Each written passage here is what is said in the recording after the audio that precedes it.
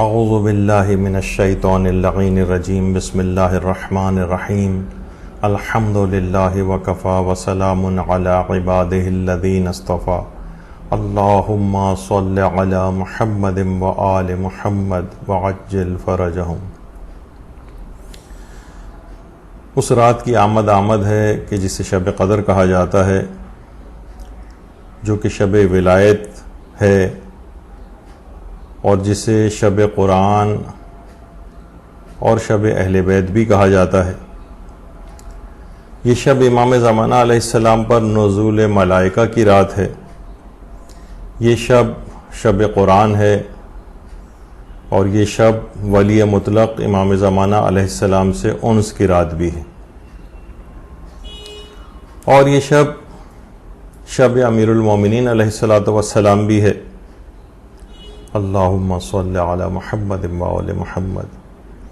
آیت اللہ ناصر مکارم شیرازی فرماتے ہیں کہ یہ شب امیر المومنین علیہ السلام ہے، اور خدا چاہتا ہے کہ اس رات اپنی رحمت کو لوگوں کے اوپر نچھاور کرے، اور اس رات حضرت امیر لوگوں کی شفاعت کریں، اور لوگوں کے لیے حضرت امیر علیہ السلام اس رات دعا کریں۔ 21ویں شب شہادت امیر المومنین علیہ السلام ہے، اور اس کی حکمت بھی غالباً یہی ہے کہ اس رات لوگ تقرب الہی کے لیے حضرت امیر علیہ السلام کو واسطہ اور وسیلہ قرار دیں، اور انہی کے وسیلے اور واسطے سے لوگوں کی مغفرت ہو اور اپنے درجات کو بلند کریں۔ امام خمینی علیہ الرحمہ فرماتے تھے کہ شب قدر امام زمانہ علیہ السلام سے گفتگو کی رات بھی ہے۔ شب قدر کون سی رات ہے؟ دیکھیے، ائمہ نے تینوں شبوں میں شب قدر کا تعین نہیں کیا ہے، بلکہ ابہام رکھا ہے۔ اس کی وجہ یہ ہے کہ ہر رات کی معنویت اور عنایات سے مکمل استفادہ کیا جا سکے۔ اگرچہ روایات میں زیادہ امکان 21ویں اور 23ویں شب کا قرار دیا گیا ہے، ہمارے عامت المسلمین کے نزدیک شب 27 رمضان میں اس کا رجحان زیادہ ہے۔ البتہ آیت اللہ خوئی علیہ الرحمہ نے جو سیرات النجات میں جو سوال و جواب ان سے کیے گئے ہیں، اس میں انہوں نے یہ بات فرمائی ہے کہ میرے نزدیک معروف یہی ہے کہ شب قدر شب 23 رمضان ہے۔ البتہ آیت اللہ سیستانی جو ہیں وہ مردد ہیں، اور وہ کہتے ہیں کہ 21 یعنی زیادہ احتمالات یہی ہیں کہ 21ویں اور 23ویں میں سے شب قدر ہے، ان میں سے کوئی سی ایک، اور اس بات کا بھی احتمال ہے کہ شب 19 بھی شب قدر ہو۔ فرماتے ہیں کہ بہرحال مومنین کو یہ چاہیے کہ وہ اس رات کے جو مخصوص اعمال بجائے لائے گئے ہیں، جو بتائے گئے ہیں، وہ خاص اعمال وہ ان تینوں راتوں کے اندر انجام دیں۔ تو بہرحال یعنی آیت اللہ سیستانی شب 21 کو بھی ایک اہم رات اس لحاظ سے قرار دیتے ہیں۔ اچھا دیکھیے، تہذیب الاحکام میں بھی، جو کہ شیخ طوسی کی کتاب ہے، اس میں زرارہ ابن عیون نے ہمارے 5ویں امام محمد باقر علیہ السلام سے روایت نقل کی ہے۔ اچھا، یہی روایت آیت اللہ سیستانی نے اپنے ایک استفتاء میں جب ان سے پوچھا گیا کہ 19، 21، 23 میں سے اقوا کون سا ہے، کون زیادہ رجحان کس پر پایا جاتا ہے، زیادہ قوی بات کون سی، کہ ان میں سے شب قدر کون سی رات ہے، تو آیت اللہ سیستانی نے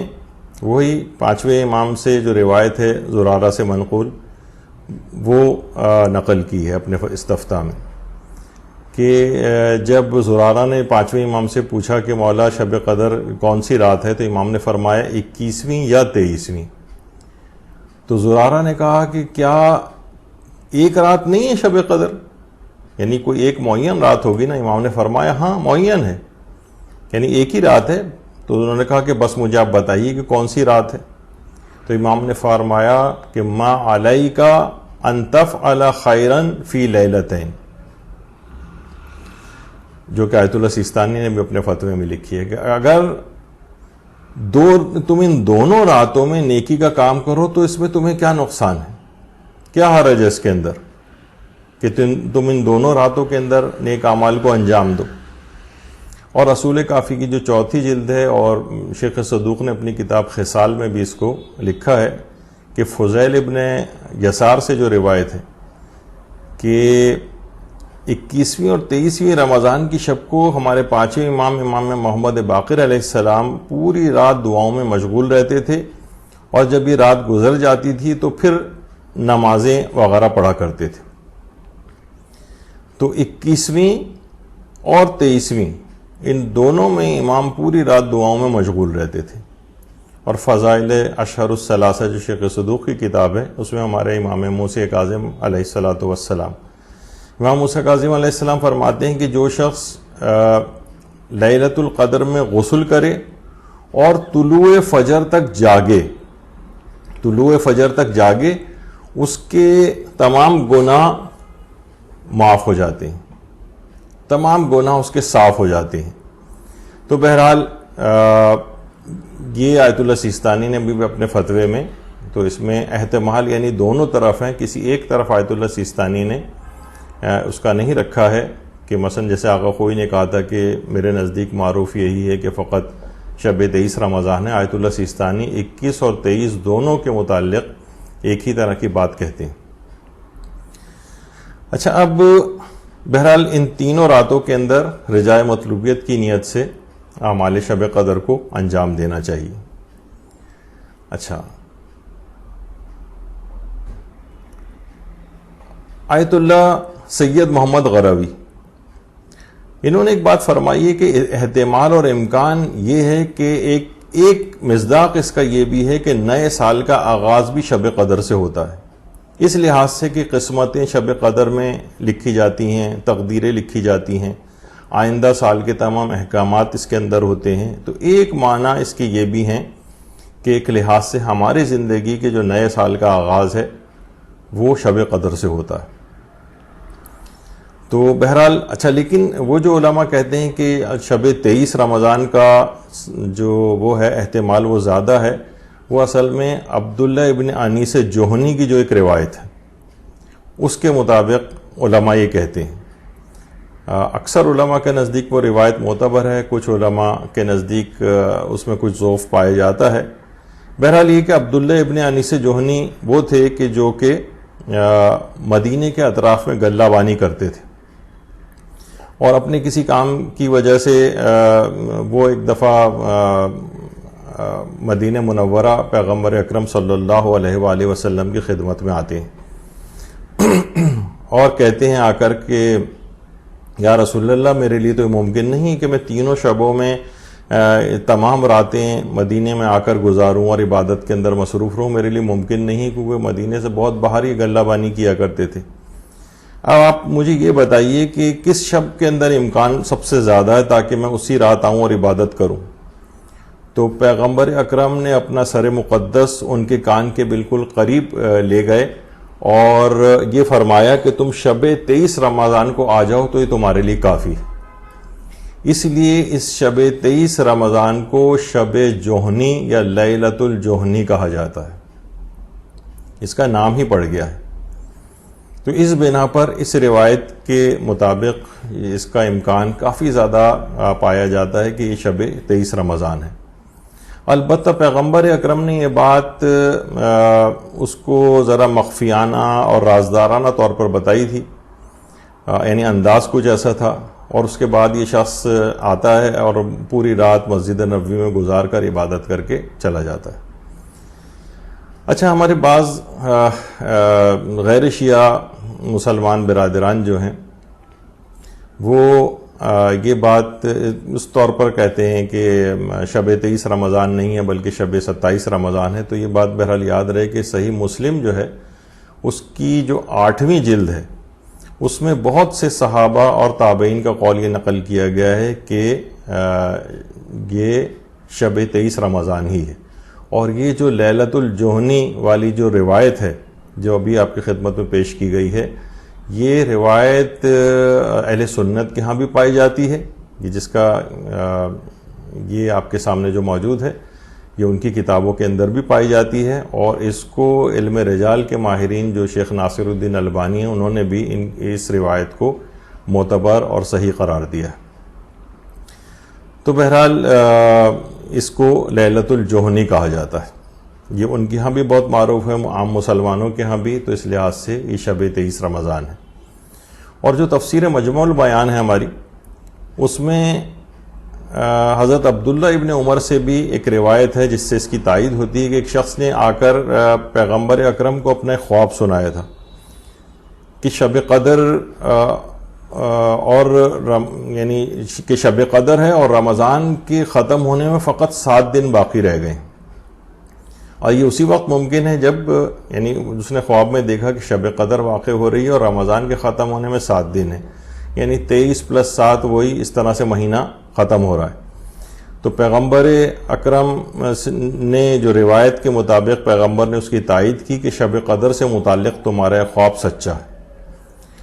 تو روایت میں یہ بات آئی ہے۔ اور اس کے بعد پھر پیغمبر اکرم نے شب قدر کا احیا کرنے کو کہا، یعنی جاگ کر اس میں عبادتیں انجام دینے کی تاکید کی کہ جو بھی اس رات کو پائے وہ اسے جاگ کر گزارے۔ اچھا، تفسیر در منصور جو ہے، تفسیر در منصور علامہ جلال الدین سیوطی کی، اس کی 6 جلد میں بھی سعید ابن جبیر کی ایک روایت ہے، اس سے بھی اس بات کی تاکید ہوتی ہے کہ شب قدر شب 23 رمضان ہے۔ اور ہمارے 6 امام جعفر صادق علیہ السلام کی ایک روایت بحر الانوار کی جلد نمبر 98 میں ہے، اور کتاب جو دعوات راوندی ہے اس کے اندر بھی یہ بات آئی ہے کہ امام نے فرمایا، روایت میں ہے کہ اِنَّ لیلۃ الثالث والعشرین من شہر رمضان ہی لیلۃ الجہنی، یعنی جو ماہ رمضان کی شب 23 رمضان ہے، یہ شب یعنی یہ لیلۃ الجہنی ہے، یعنی شب جوہنی کہلاتی۔ البتہ بہرحال جو شب 19 کی روایت ہے، احتمال تو اس کے اندر ہے، لیکن بہرحال یہ روایت ذرا کمزور ہے، اور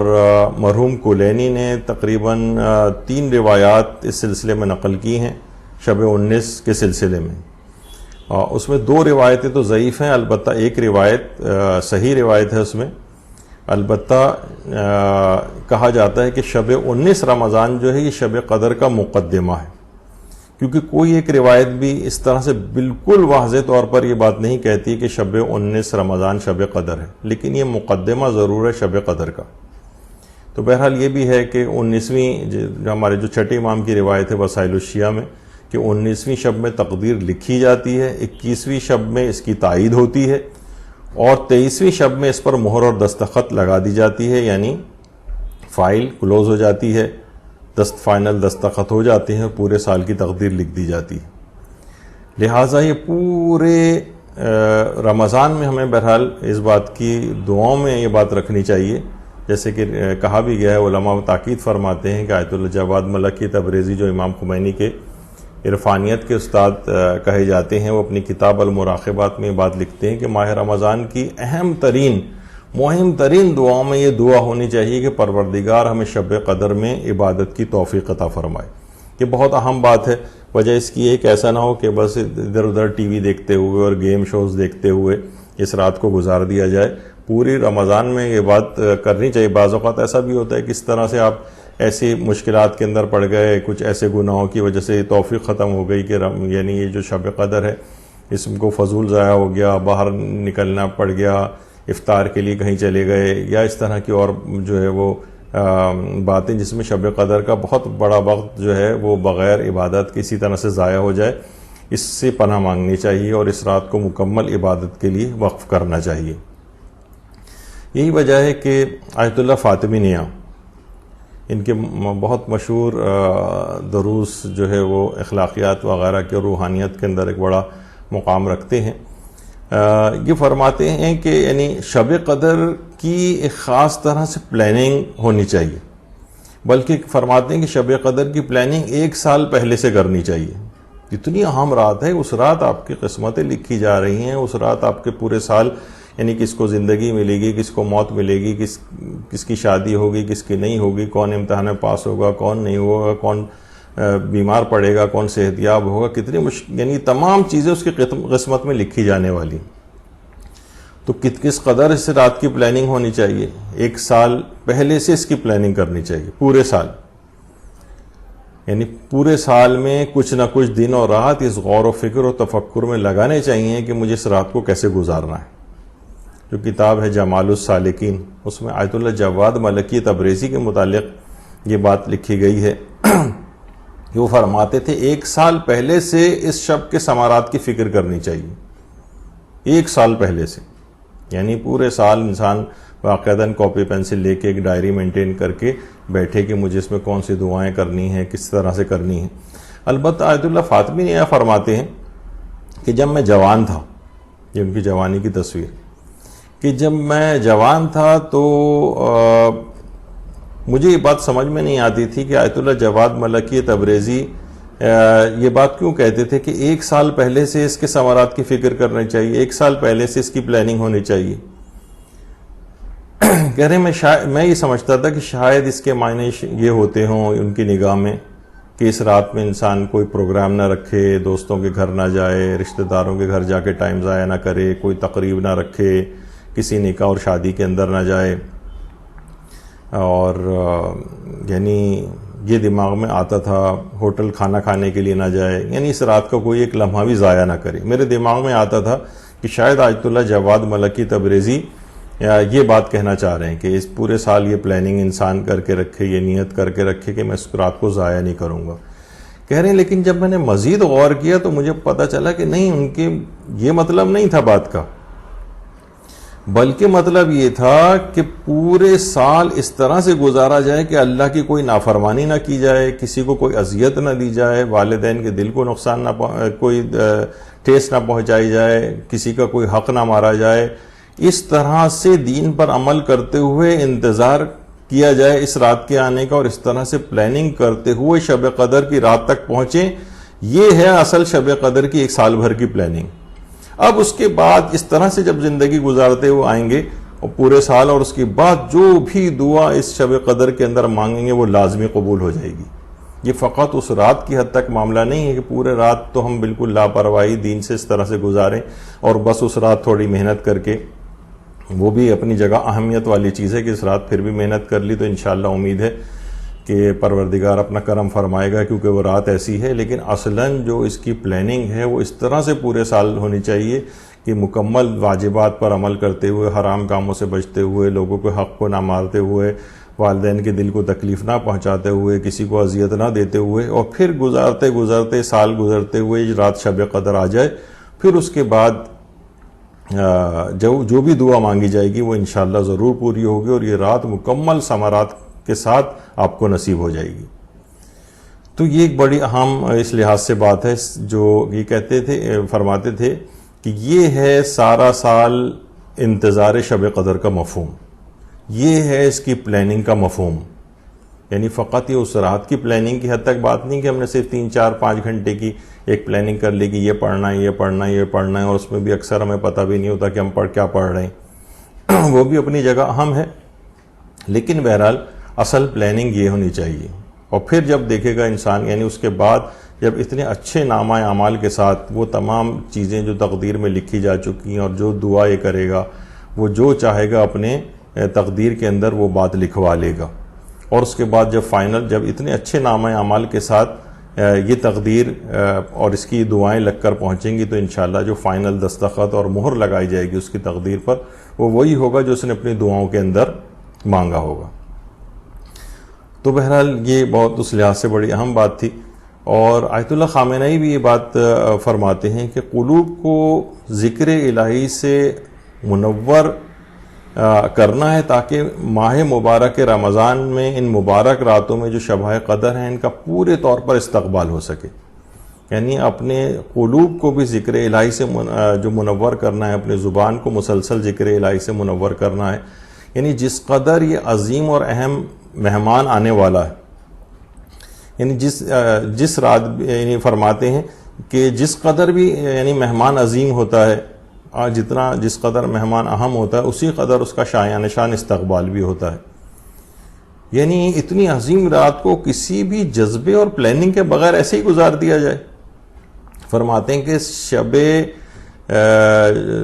جو شب قدر ہے اس میں اپنے رب کریم کا جو قلم تقدیر ہے اس طرح سے اس کو گزاریں کہ پروردگار کا قلم تقدیر اس کی تقدیر سازی میں اس طرح سے حرکت کرے جیسے ایک بندے مومن کا حق ہے. یعنی واقعتاً یعنی پروردگار کا قلم تقدیر اس طرح سے یعنی پروردگار سے جس کا بھی ہم نے ذکر کیا اس طرح سے زندگی گزارتا ہو شب قدر تک آئے تو قلم تقدیر خود بخود اس طرح سے حرکت کرے گا اس کی قسمت لکھے جانے کے لیے کہ جو واقعتاً اس بندے مومن کا حق ہوگا. تو دیکھیے ہوتا ہے نا کہ استقبال کے لیے کہ ہم مدرسہ بھی اس متعلق پوری کوشش کرتا ہے کہ بس 15 شعبان گزرنے کے بعد ہم نے استقبال رمضان کے لحاظ سے پریپریشن اس لحاظ سے کہ بہت زیادہ پوسٹ وغیرہ مدرسے کی طرف سے سب لوگوں نے دیکھا ہوگا کہ بہت کثرت سے اس کے اوپر پوسٹ ہو رہی تھی. اور اس کے بعد 10 رمضان کے بعد تقریباً ہم نے شب قدر کے لحاظ سے جو بھی ہے اس کے کیونکہ شب قدر کا بھی ایک استقبال ہے, اس کی تمام خصوصیات ہیں, جتنے دروس تھے, جتنی پوسٹ وغیرہ تھیں وہ مسلسل اسی شب قدر کے استقبال کے لحاظ سے لگانی شروع کر دی تھیں. تو بہرحال مہمان کے استقبال کی دیکھیے علامت یہی ہوتی ہے کہ انسان اپنی دیگر مصروفیات میں کمی کرتا ہے اور تاکہ اس کے استقبال کی تیاریوں میں مصروف ہو جائے, کچھ وقت اس کے استقبال کی تیاریوں میں لگاتا ہے. تو اس لحاظ سے اس کے استقبال کی تیاریاں بہرحال یہ تھیں کہ اس میں انسان ان دروس کو سنے, ان اعمال کا ایک ریویو کرے جو ان راتوں کے اندر اس کو انجام دینے ہیں, اس کی کوئی لسٹ بنائے, اپنے پاس دعاؤں کی ایک لسٹ بنائے, اپنی غذا کو, اپنے آپ کو گناہوں کی گندگیوں سے دور کرے, اپنے گھر سے ان تمام چیزوں کو دور کرے, اپنی روح کو پاکیزہ کرنے کی فکر کرے, کیونکہ شب قدر کا جو یہ عظیم مہمان ہے آپ کے گھر میں آپ کی روح کو پاک و پاکیزہ بنانے کے لیے آ رہا ہے.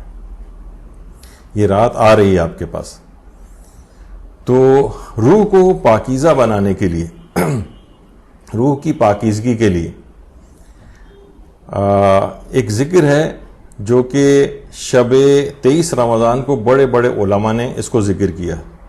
آیت اللہ حسن زادہ عاملی یعنی شب 23 رمضان کے اعمال میں خاص طور پر ایک ذکر ہے کہ جس کو اگر ایک مخصوص تعداد میں جو بھی آگے چل کر ذکر ہونے والی ہے, اور بہت مختصر سا ذکر ہے, ایک آدھی لائن کا ذکر ہے بس, اور اس میں پروردگار عالم کے کچھ نام ہیں. تو فرماتے ہیں آیت اللہ حسن زادہ عاملی, ان کی کتاب 1001 نکتہ, 1001 نکتہ. اچھا, ایک ان کی کتاب کا نام ہے 1001 کلمہ, یہ نہیں ہے بلکہ 1001 نکتے کی بات ہو رہی ہے. 1001 نکتہ یہ آیت اللہ حسن زادہ عاملی کی کتاب ہے. اس میں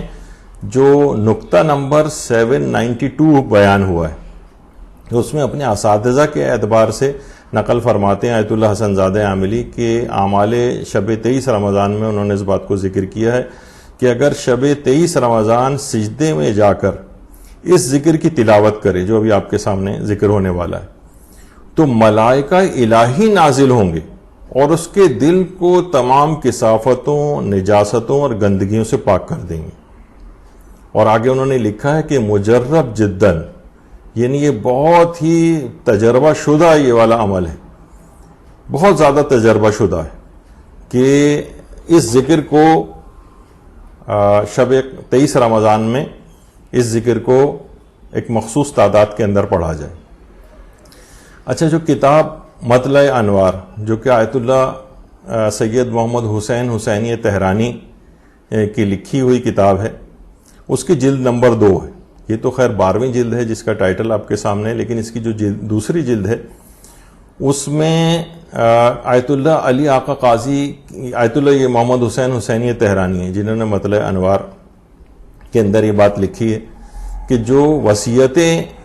آیت اللہ علی آقا قاضی نے کی تھیں ان میں ایک یہ بھی تھی کہ یہ شب 23 رمضان کو یہ والا ذکر پڑھا جائے, یا طہرو یا طاہرو یا طہورو یا تیہورو یا تیہارو, یہ اس ذکر کو پڑھا جائے, اس ذکر کو پڑھا جائے. اچھا, یہ جو ذکر ہے, یہ جو ذکر ہے یا طہرو یا طاہرو یا طہورو یا تیہورو یا تیہارو, فرماتے ہیں کہ جس وقت آدھی رات گزر جائے اس وقت نہ انسان نے بہت زیادہ کھایا ہوا ہو، نہ بالکل ہی بھوکا ہو، اور باوضو ہو کر قبلہ رخ ہو کر سر کو سجدے میں رکھ کر اس ذکر کو 225 مرتبہ تلاوت کرے۔ آیت اللہ علی آقا قاضی فرماتے تھے، جو بڑے بڑے عرفاء کے بھی استاد تھے، انہوں نے اس ذکر کو نقل کیا ہے، 225 مرتبہ اس ذکر کی تکرار کرے۔ تو اگر اس ذکر کی تکرار کرے گا تو آیت اللہ حسن زادہ عاملی بھی فرماتے ہیں اور دیگر علماء بھی کہ ملائکہ آسمانی نازل ہوں گے اور اس کے دل کو تمام کثافتوں اور گندگیوں سے پاک کر دیں گے، کیونکہ پروردگار کہ یہ جو نام ہیں، جو اس کے اسماء ہیں، جس کے اندر طہارت اور کا ایک مبالغہ اور وہ اس کے اندر اس کا اظہار ہوتا ہے، یعنی بہت زیادہ طہارت، تو ان اذکار کی برکت سے، ان ناموں کی برکت سے وہ ملائکہ آسمانی نازل ہوں گے اور اس کے دل کو بھی پاک و پاکیزہ بنا دیں گے۔ یہ شب 23 رمضان کا ایک خاص ذکر ہے جو کہ آیت اللہ علی آقا قاضی نے اس کو نقل کیا ہے۔ اور اس کے علاوہ آیت اللہ مبشر کاشانی، انہوں نے بھی اس ذکر کو لکھا ہے۔ آقا احمد عابدی جو حوزہ علمیہ قم کے بہت معروف ایک استاد ہیں، انہوں نے بھی اس کی بہت تاکید کی ہے۔ تو بہرحال البتہ یہاں ایک بات رہے کہ یہاں اللہ کی جو طہارت ہے اور اس کی پاکیزگی میں انتہائی پاکیزگی کی تعریف کی گئی ہے ان اذکار کے اندر، یعنی اس پاکیزگی کے ذکر کی برکت سے اس رات ہمارے نفس کو بھی پاکیزگی نصیب ہو جائے گی اگر 225 مرتبہ، یا بعض جگہ پہ 235 بھی لکھا ہوا ہے، تو بہرحال اگر اس ذکر کو اس انداز سے پڑھا جائے۔ البتہ یہاں پر ایک بات ذکر کر دی جائے کہ آیت اللہ ناصر مکارم شیرازی کے سامنے بھی ایک دفعہ اس کا ذکر ہوا تھا، تو انہوں نے فرمایا کہ تیہور اور تیہار کے متعلق کہا ہے انہوں نے کہ یہ میں نے عربی لغتیں وغیرہ دیکھی، مجھے اس میں کہیں نظر نہیں آیا یہ حروف جو ہے، یہ جو نام ہیں یہ مہمل ہیں، اور اس پر ایک اعتراض انہوں نے کیا۔ تو بہت سے لوگ اس طرح سے بھی پیش کرتے ہیں، اور بہرحال کہ دیکھیے بہت بڑے بڑے علماء جنہوں نے عرفان اسلامی کے اندر جن کو ایک ملکہ حاصل ہے، انہوں نے ان اذکار کو ذکر کیا ہے۔ اور بہرحال عرفان کاذب بھی بہرحال ایک چیز ہے، صوفیہ کا جو عرفان ہے وہ عرفان کاذب کہلاتا ہے، لیکن ہمارے جو عرفاء ہیں جو اس عرفان اسلامی ہے اس کے اندر یہ سب چیزیں، اور اس ذکر کے اندر کوئی خلاف اسلام بات بھی نہیں کہ ہم کہیں کہ نہیں یہ اس کو نہیں پڑھنا چاہیے کیونکہ اس کے اندر کوئی خلاف اسلام بات چیز نظر آ رہی ہے، جبکہ اتنے بڑے بڑے علماء آیت اللہ حسن زادہ عاملی، آیت اللہ علی آقا قاضی وغیرہ جو ہے اس ذکر کی کافی زیادہ تاکید کرتے ہیں، یعنی جو ان ذکر اذکار کی فیلڈ کے جو ماہرین ہیں وہ اس کی بہت زیادہ تاکید کرتے ہیں۔ اور پھر علماء نے یہ جو بہرحال یہ بات کہی ہے، علمی اعتراض جو ایک ہوتا ہے بہرحال، تو اس کے علمی جوابات بھی علماء کی طرف سے دیے گئے ہیں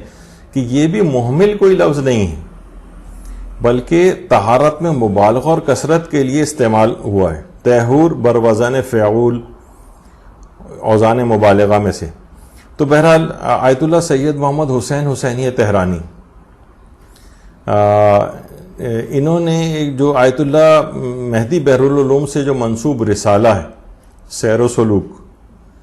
اس کی جو ایک دعا ہے اس کے ایک فٹ نوٹ میں انہوں نے لکھا ہے کہ جیسے اس میں تیہار اور تیہور کا لفظ آیا ہے، تو انہوں نے کہا ہے کہ اسی طرح سے ایک چیز ہے دیہار اور دیہور۔ تو دیہار اور دیہور یہ جو ہے یہ مبالغہ ہے، یعنی دیہار اور دیہور یہ بھی آیا ہے اس کے اندر، یعنی مختلف اذکار جو بیان ہوتے ہیں، تو یہ مبالغہ دہر ہے، اور دہر سے مراد جو ہے وہ اللہ ہے۔ روایت میں بھی ذکر اس بات کا آیا ہے کہ لا تسبوا الدہر فإن الدہر هو اللہ، تو یعنی دہر کو، زمانے کو برا نہ کہو کیونکہ بہرحال جو وہ اللہ ہے۔ تو یہ بھی دہر کا لفظ دیہار اور دیہور اسی طریقے سے یہاں پر تیہار اور تیہور ہے، یعنی مبالغہ در طہارت ہے۔ تو بہرحال یہ ظاہر ہے کہ ایک الگ روحانیت کی ایک فیلڈ ہے، اور جو اس لحاظ سے جو اذکار ہیں یہ انہی بڑے روحانی علماء نے جو ہیں وہ بتائے ہیں۔ دیکھیے شیخ جعفر آل کاشف الغطا کہ کتنے بڑے اور عظیم فقیہ تھے، لیکن سید مہدی بحر العلوم جو اسی طرح کی روحانیت کے بہت زیادہ ماہر تھے، تو ان کے جوتوں کی گرد کو اپنے عمامے کے تحت الحنک سے صاف کرتے تھے. یعنی شیخ جعفر آل کاشف الغطا جیسا فقیہ وہ سید مہدی بحر العلوم کے جوتے کی جو گرد ہے اپنے عمامے کے تحت الحنک سے صاف کرتے تھے. تو بہرحال یعنی یہ مقامات ہیں علماء کے. اچھا، آیت اللہ بہجت خود اپنی دعاؤں اور اذکار میں یہ جو تھا لفظ دیہار اور دیہور، اس سے بھی استفادہ انہوں نے کافی کیا، اتنا وقت نہیں کہ اس کو ذکر کریں. اسی طریقے سے آیت اللہ وحید خراسانی نے جو اپنے اشعار امام علی علیہ السلام،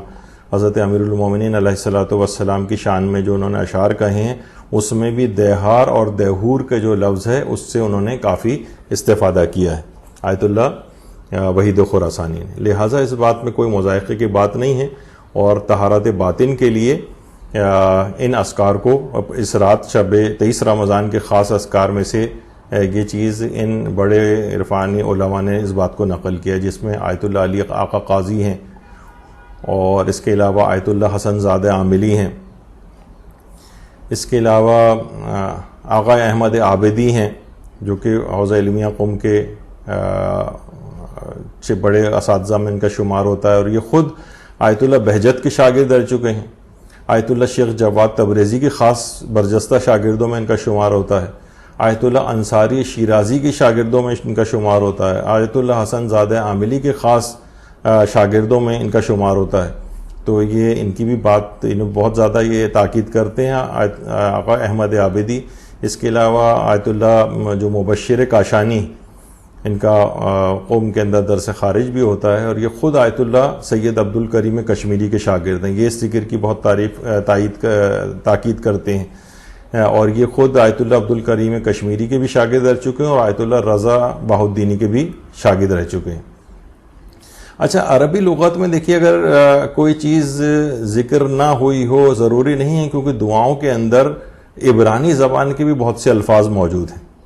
جو رسالہ سیر و سلوک جس کا بھی تذکرہ ہوا تھا، سید مہدی بحر العلوم سے جو منسوب ہے، اور جو اس کا مقدمہ اور شرح لکھی آیت اللہ سید محمد حسین حسینی تہرانی نے، اس میں آیت اللہ علی آقا قاضی کا ایک قول علامہ محمد حسین طباطبائی کے لحاظ سے ذکر ہوا ہے کہ دعاؤں میں دیکھیے عبرانی کے جو الفاظ ہیں، دعاؤں میں عبرانی زبان کے بھی کچھ الفاظ آئے ہیں. یہ خود بحار الانوار کے اندر بھی جو ہے وہ موجود ہیں. مثلا اس کے اندر یہ ہے کہ جیسے احیا شراحیہ، اور یہ عربی زبان کے لفظ نہیں. اچھا، جب یہ عبرانی زبان کے، یہ عبرانی کلمات ہیں، اور اس کا جو عربی کے اندر ٹرانسلیشن بنتا ہے، وہ کچھ علماء کہتے ہیں یا حنانو یا منانو بنتا ہے اس کے معنی، یا کچھ کہتے ہیں یا حیو یا قیوم بنتا ہے. یعنی روایات کے اندر جو مختلف دعائیں آئی ہیں ان میں عبرانی کے الفاظ بھی آئے ہیں. اور بہرحال تو یہ جو ہے دعا کہ اس کے اندر جب انسان سجدے کی حالت میں جا کر اس کو پڑھتا ہے 225 دفعہ یا 235 دفعہ، اس دعا کو اگر پڑھے گا تو ملائکہ آسمانی نازل ہوں گے اور اس کو طہارت باطنی، یعنی اس کے اندر پاکیزگی نفس جو ہے وہ اس کو عطا فرمائیں گے. اور یہ جو ابھی آپ نے سنا تھا کہ احیا شراحیہ، یہ آصف یہ روایت میں چیز ملتی کہ آصف ابن برقیہ نے جو تخت بلقیس جو لے کر آئے تھے، اور ان کے پاس اسم اعظم کا جو علم تھا، اس میں یہ والے کلمات بھی شامل تھے. تو بہرحال اس ذکر کو 235 دفعہ یا 225 دفعہ پڑھنا یہ طہارت قلبی کے لیے بہت مفید ہے، اور ملائکہ آسمانی نازل ہوں گے اور اس کے دل کو تقوی و پرہیزگاری کے ساتھ جو ہے وہ آراستہ کریں گے. تو یہ ایک ذکر ہے، اس کو اس طور پر پڑھنے میں کوئی قباحت نہیں ہے، پڑھا جا سکتا ہے، جبکہ اتنے علماء کی اس سلسلے میں تاکید بھی آئی ہے. تو اس رات کا آغاز اس انداز سے ہوگا. اچھا، پھر دیکھیے اس رات کا جو سب سے بڑا عمل ہے وہ کون سا ہے؟ اس رات کا سب سے بڑا عمل، اس رات کا دیکھیے سب سے بڑا عمل وہ ہے جو کہ آیت اللہ شبیری زنجانی نے بھی اپنے دروس کے اندر ذکر کیا ہے کہ دیکھیے شب قدر ماہ رمضان کی افضل ترین رات ہے، اور اس رات میں مذاکرہ علمی یہ بہت زیادہ سفارش شدہ ہے۔ مذاکرہ علمی مذاکرہ، اور علمی مذاکرے کا آیت اللہ شبیری زنجانی ان کا درس خارج ہو رہا ہے، فرماتے ہیں کہ مذاکرہ علمی کا ایک مصداق مسائل شرعیہ کا یاد کرنا ہے۔ علمی اور دینی کتب کا مطالعہ یہ اس رات سفارش شدہ ہے۔ اس کے علاوہ بھی انہوں نے فرمایا کہ اس رات انفاق کرنے کی بھی یعنی اللہ کی راہ میں خرچ کرنے کی بھی اس رات میں کافی تاکید ہے، صلہ رحمی کرنے کی بھی اس رات میں کافی تاکید آئی ہے۔ البتہ فرماتے ہیں کہ دو چیزیں سب سے زیادہ مہم ہیں، یعنی موسٹ امپورٹنٹ دو چیزیں۔ ایک تو قرآن کی تلاوت، قرآن کی تلاوت اس رات کثرت کے ساتھ ہونی چاہیے۔ ابھی ہم ذکر کریں گے آگے چل کر کہ خاص طور پر ویسے تو پورا قرآن ہی ہے، اب اس میں سارا قرآن ہی اہم ہے، لیکن بہت ہی زیادہ اہم جو اس رات کو خصوصیت کے ساتھ پڑھنے والے سورے ہیں وہ کون سے ہیں، وہ بھی آگے چل کر تذکرہ ہوگا۔ تو قرآن جس کی فرماتے ہیں کہ جس کی تلاوت کی بہت زیادہ تاکید کی گئی ہے، کہ دو چیزیں سب سے موسٹ امپورٹنٹ ہیں آج کی رات۔ اور دوسری چیز جو ہے وہ ہے مطالعہ کتب شرعی و یادگیری احکام،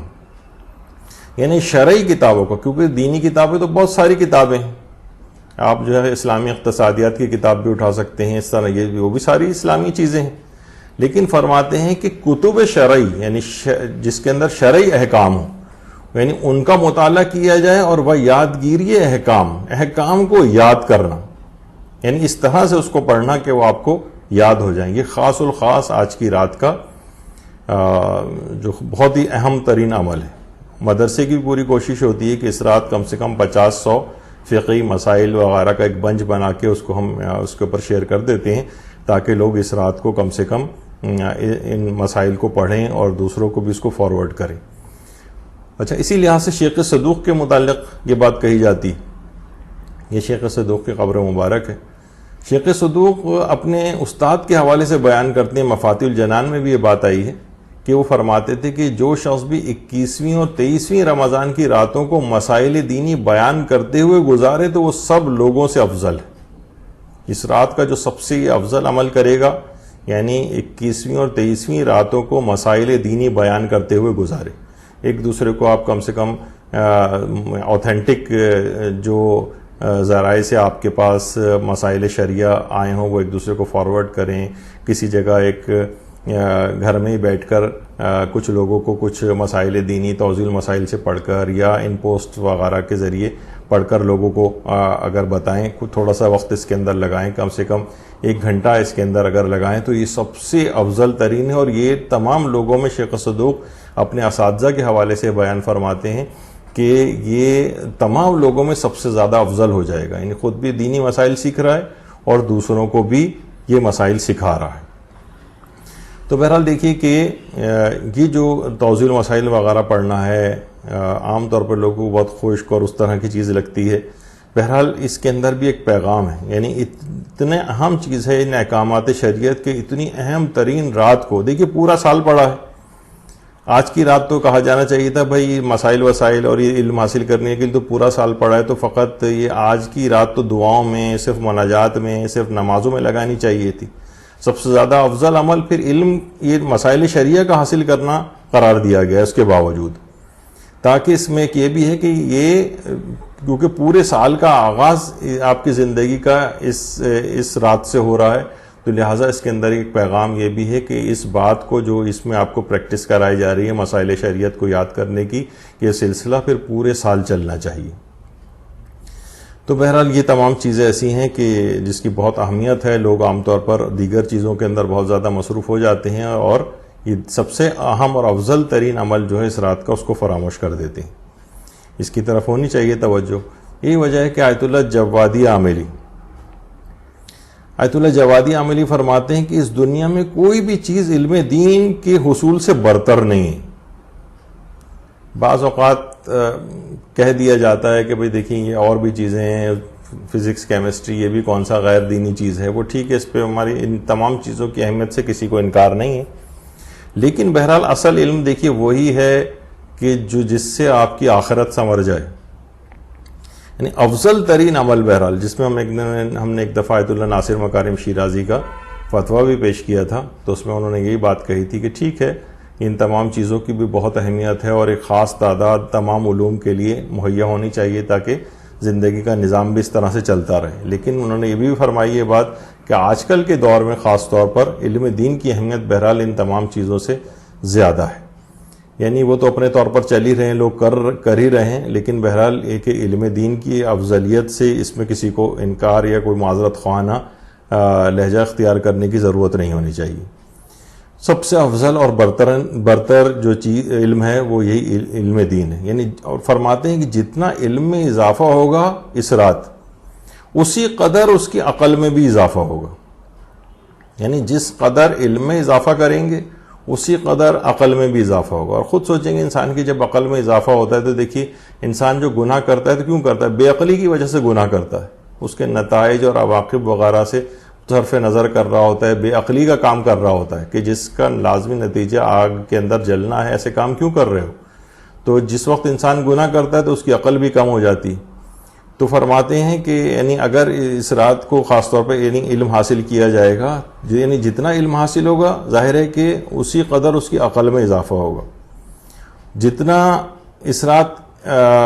اس کی عقل بڑھے گی اتنا ہی زیادہ وہ گناہوں سے، کیونکہ عقل بڑھے گی تو خود بخود گناہ کم ہو جائیں گے. عقل بڑھے گی تو خود بخود ہی زندگی میں کوئی غلط فیصلے نہیں کرے گا، وہ زندگی بھی اچھی گزرے گی.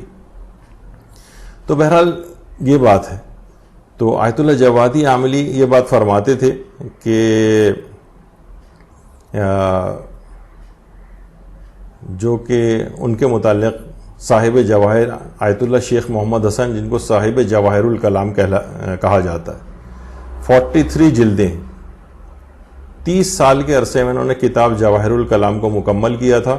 اور اس طرح سے پلاننگ کی تھی کہ کتاب یعنی 30 سال سے انہوں نے کہ اس کتاب کا جو اختتام ہو وہ 23ویں شب قدر میں ہو. یعنی اس شب قدر، اور یقیناً یہ سب کچھ بھی ہوگا اور امام زمانہ علیہ السلام کو ہدیہ بھی کیا ہوگا کہ پروردگار یہ میں نے یہ کتاب لکھی ہے اور میں اس کا ثواب ان کو ہدیہ کرتا ہوں. یعنی خاص طور پر اس رات شب قدر میں یہ اچیومنٹ،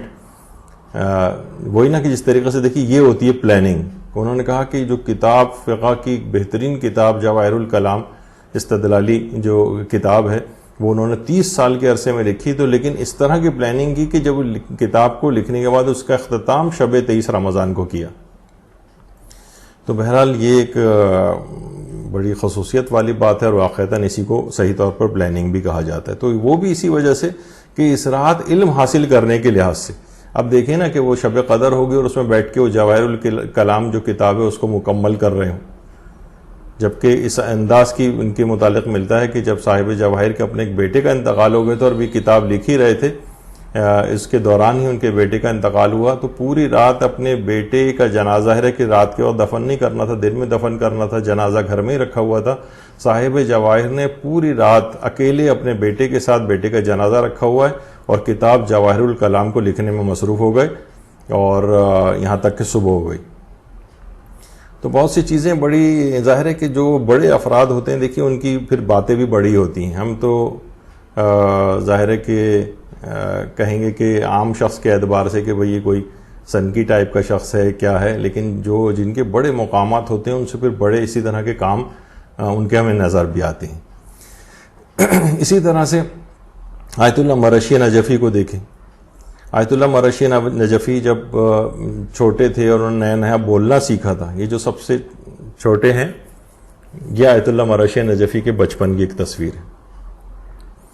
تو کہ جب انہوں نے بولنا سیکھا تھا تو ان کو جو سب سے پہلا جو جملہ سکھایا گیا تھا وہ قرآن کی ایک آیت تھی جو کہ سورہ سبا کی آیت تھی، وَهُوَ الْفَتَّاحُ الْعَلِيمُ. وہ خوب فیصلہ کرنے والا اور خوب جاننے والا ہے، علیم جاننے والا یعنی علم کے اعتبار سے. اور بہرحال اس قسم کا ہے کہ مسجدوں کے نام بھی اس کے اوپر فتاح العلیم کے نام سے مساجد کے نام بھی ہیں. یعنی ان کو سب سے پہلا جملہ ہی یہ یاد کروایا گیا کہ وہی پروردگار ہے جو سب سے بہترین فیصلہ کرنے والا اور سب سے زیادہ علم رکھنے والا ہے. یہ جب پہلا جملہ ہی یہ یاد کر رہا ہے تو اس قدر یعنی پاکیزہ تربیت کا اہتمام کیا گیا تھا آیت اللہ مرشی نجفی کے لیے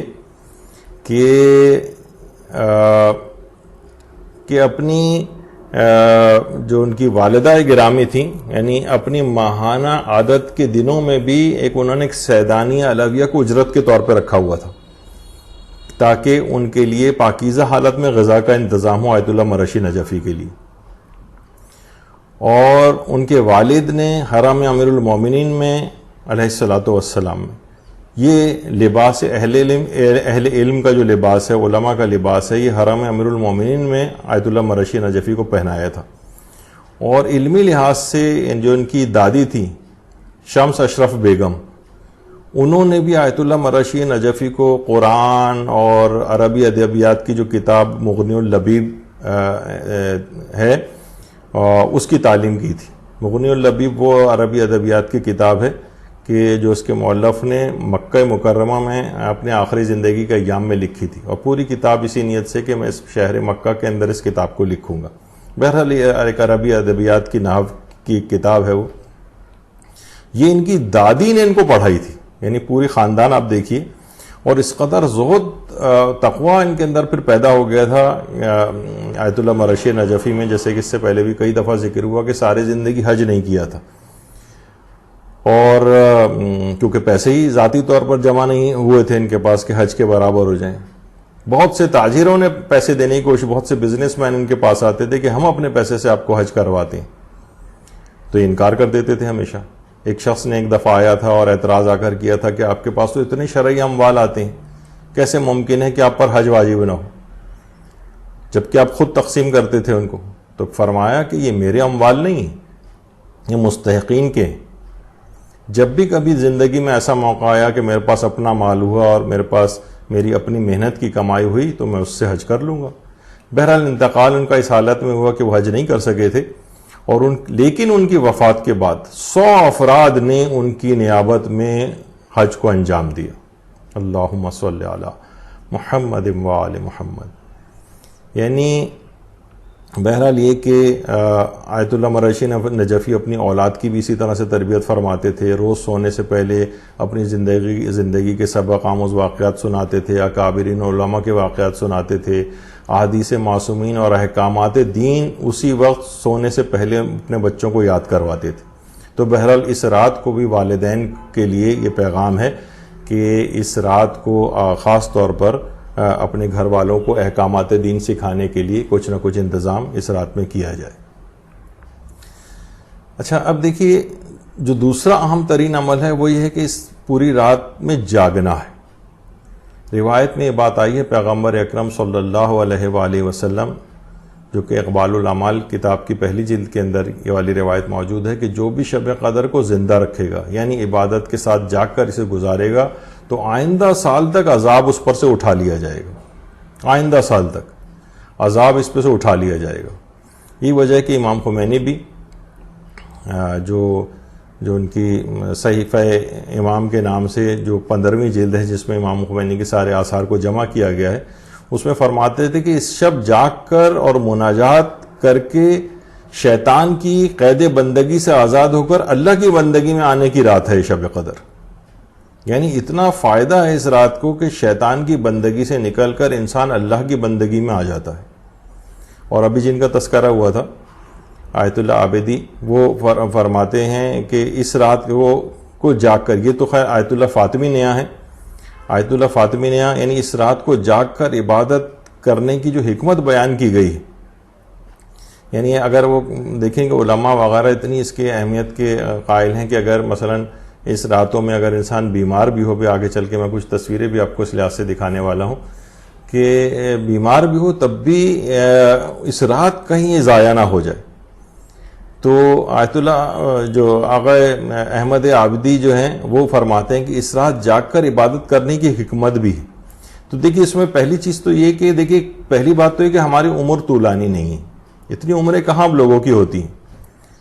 اور نہ اتنی طاقت اور توانائی ہے کہ ہم اس پوری عمر کو عبادات میں بسر کر سکیں. یعنی کتنے اور بھی کام ہمارے ساتھ لگے ہوئے ہیں. تو فرماتے ہیں کہ یہ رات بڑی سمبولک اور نشانہ قرار دی گئی ہے کہ اس رات عبادت کر کے ساری عمر عبادت کا ثواب حاصل کر لیا جائے، کیونکہ یہ رات 1000 مہینوں سے افضل ہے. 1000 مہینے یعنی تقریباً وہی 80 سال سے زائد بنتے ہیں، جو کہ ایک عمر ایک انسان کی ہوتی.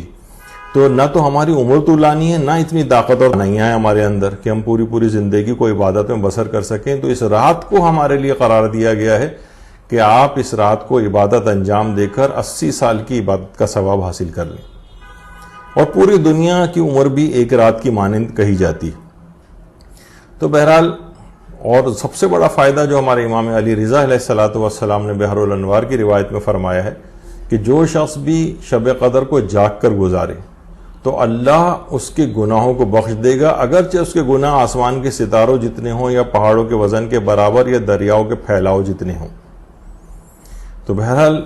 یہ ضرور ہے، اور یہ بات بھی روایت میں پیغمبر اکرم سے آئی ہے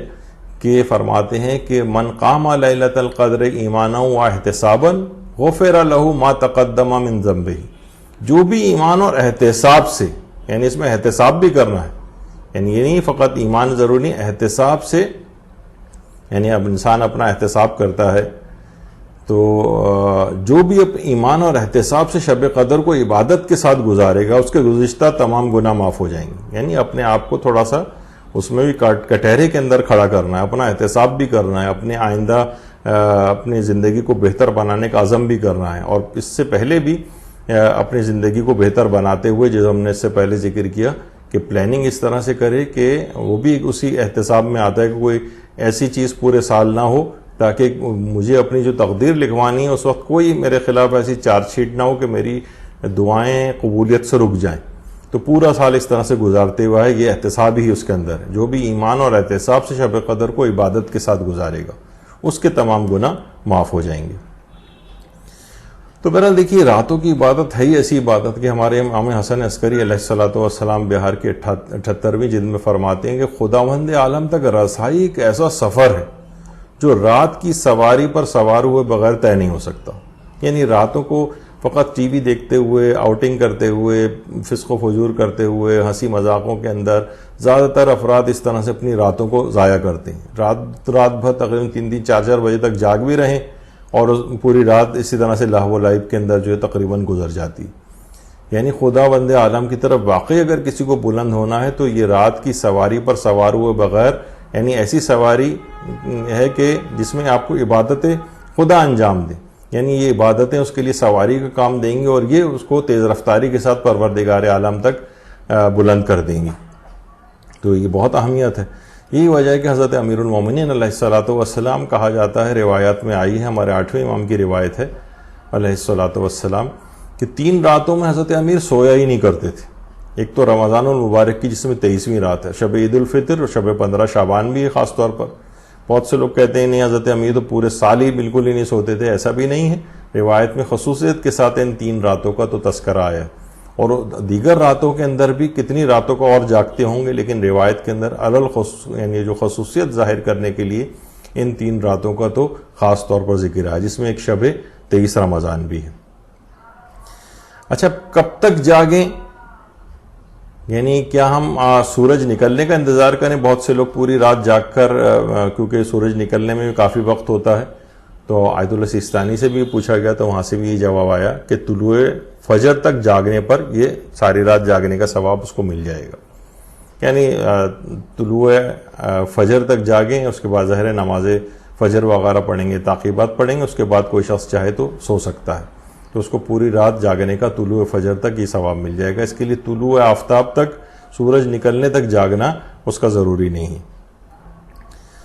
اچھا، اب دیکھیے، بہت سے لوگ کہتے ہیں کہ جناب بچے چھوٹے ہیں، خواتین، کیسے ان کے ساتھ ہم وہ کریں اور جاگا نہیں جاتا ہے. کتنی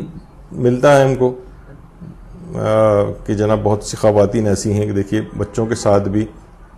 جاگ رہی ہیں. کچھ وقت ظاہر ہے کچھ نہ کچھ تو دقت اور اپنے نیند کو کچھ تو قربان کرنا پڑے گا، لیکن کون سا سارے سال کی بات ہو رہی ہے. صرف شب قدر جو اہم ترین رات ہے، تقدیر لکھے جانے والی رات ہے، تقدیر لکھی جا رہی ہے اور انسان پڑا ہوا سو رہا ہو یا اپنی نیندیں پوری کر رہا ہو. بہت سونا ہے، قبر کے اندر بہت سونا ہے، اس کو بعد کے لیے ٹال کے رکھیے، آئندہ دنوں میں سو جائیے، لیکن اس رات کو خصوصیت کے ساتھ جاگیے. یہی جو اس کی اہمیت کو جانتے ہیں، ہسپتالوں کے اندر موجود ہوں، مریض موجود ہوں، عملے کے افراد موجود ہوں، جہاں ان کو موقع ملتا ہے اپنی ڈیوٹیوں کو اس طرح سے وہ ارینج کرتے ہیں کہ مریض بھی اس سے افیکٹڈ نہ ہوں، مریض ہیں وہ بھی جناب اپنے اس وقت کو جو ہے وہ ضائع نہیں کرتے، اور جو اس کے لواحقین ہوتے ہیں مریضوں کے وہ بھی ان کو جو ہے وہ انجام دے رہے ہوتے ہیں، جو ان کی تیمارداری کر رہے ہوتے ہیں، یہ بھی ان اعمال کو شب قدر میں، چاہے وہ ہمارے ہاں تو یہ ہوتا ہے کہ جناب اسپتال میں اگر داخل ہو گئے تو بس اب تو کچھ چیز ہو ہی نہیں سکتی ہے۔ جہاں موقع ملتا ہے جو اس طرح دین کی طرف تھوڑے بہت بھی رغبت رکھتے ہیں وہ اپنے ساتھ ایسا انتظام پلاننگ کے ساتھ جاتے ہیں کہ کچھ وقت ظاہر ہر وقت آدمی اتنا مصروف تو نہیں رہتا ہے، اپنی ڈیوٹیز بھی اگر ہوں تو اسی کے اندر بھی اعمال شب قدر کو جو ہے وہ انجام دے لیتے ہیں، اور مریضوں کے جو عیادت کرنے والے اور لواحقین ہیں، خود مریض بھی اپنے ساتھ ان چیزوں کا انتظام، یعنی جن کو ان باتوں کی اہمیت کا احساس ہوتا ہے، حتیٰ کہ بہت سے ایسے جاں بلب مریضوں تک کی بھی یہ بات ہوتی ہے کہ مجھے بھی اعمال شب قدر اس انداز سے کرا دیے جائیں، قرآن سر وغیرہ کے اوپر رکھ کر۔ تو جن کو دیکھیے یہ سب چیزیں ایسی ہیں کہ ابھی جیسے میں نے ذکر کیا کہ ہمیں تو اپنے واجبات تک چھوٹتے ہوئے نظر آنے لگتے ہیں، اور وہاں پر ان مستحبات اور ان چیزوں کی اہمیت کو کہ اسپتالوں کے اندر مریضوں کے اعتبار سے وہاں پر بھی جو اچھی، ہمارے عام طور پہ یہ ہوتا ہے کہ ہمارے مملکت اسلامی ایران کے متعلق لوگ ان کی عام طور پر خوردبین لگا کر ان کی بری باتوں کو زیادہ وہ دیکھتے ہیں، ہائی لائٹ کرتے ہیں، ان کی برائی بیان کر رہے ہوتے ہیں۔ تو اچھی ظاہر ہے کہ پورے قوم اس میں برائیاں بھی ہوں گی، لیکن اچھی چیزوں کو بھی تو دیکھنا چاہیے کہ کس قدر وہ لوگ جو ہے اپنی زندگیوں کے اندر اس کو جو اس باتوں کی طرف متوجہ ہیں۔ خرابیاں اپنی جگہ ہوں گی لیکن جو اچھائیاں ہیں وہ بھی کوئی کم اچھائیاں نہیں ہیں۔ تو بہرحال وہاں جو مریض بھی ہیں، آکسیجن لگی ہوئی ہے، تب بھی اعمال شب قدر جو ہے وہ انجام دے رہے ہیں۔ تو واقعتاً اس بات کو دیکھنا اور سوچنا چاہیے، اور اپنے آپ کو اپنی لاپرواہانہ زندگی جو ہے اس میں ایک تبدیلی لانے کی کوشش کرنی چاہیے۔ شب قدر میں کیا مانگے؟ دیکھیے سینکڑوں حاجات ہیں، سینکڑوں حاجات ہیں۔ ممکن ہے کہ ہم کچھ حاجتیں اپنی بھول بھی جائیں۔ تو کسی نے ایک دفعہ پوچھ لیا تھا پیغمبر اکرم صلی اللہ علیہ وآلہ وسلم سے، جو مفاتی کی روایت بھی ہے، کہ شب قدر میں کیا مانگوں؟ تو پیغمبر اکرم صلی اللہ علیہ وآلہ وسلم نے بات ارشاد فرمائی کہ تم خدا سے صحت اور عافیت مانگو۔ صحت اور عافیت، عافیت پہ تو ہم ابھی گفتگو کرتے ہیں۔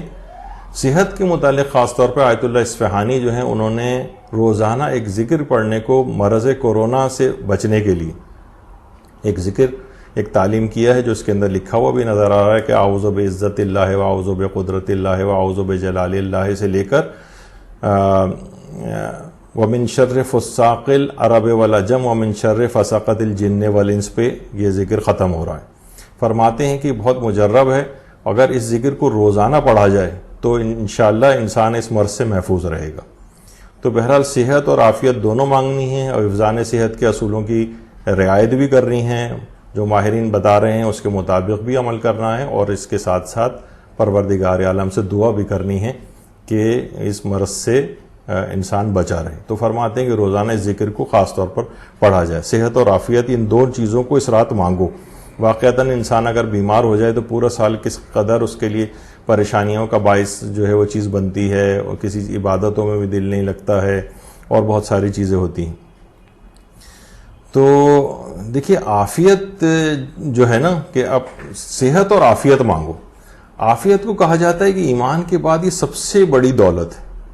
اور اتنا جامع لفظ ہے یہ عافیت، اتنا جامع لفظ ہے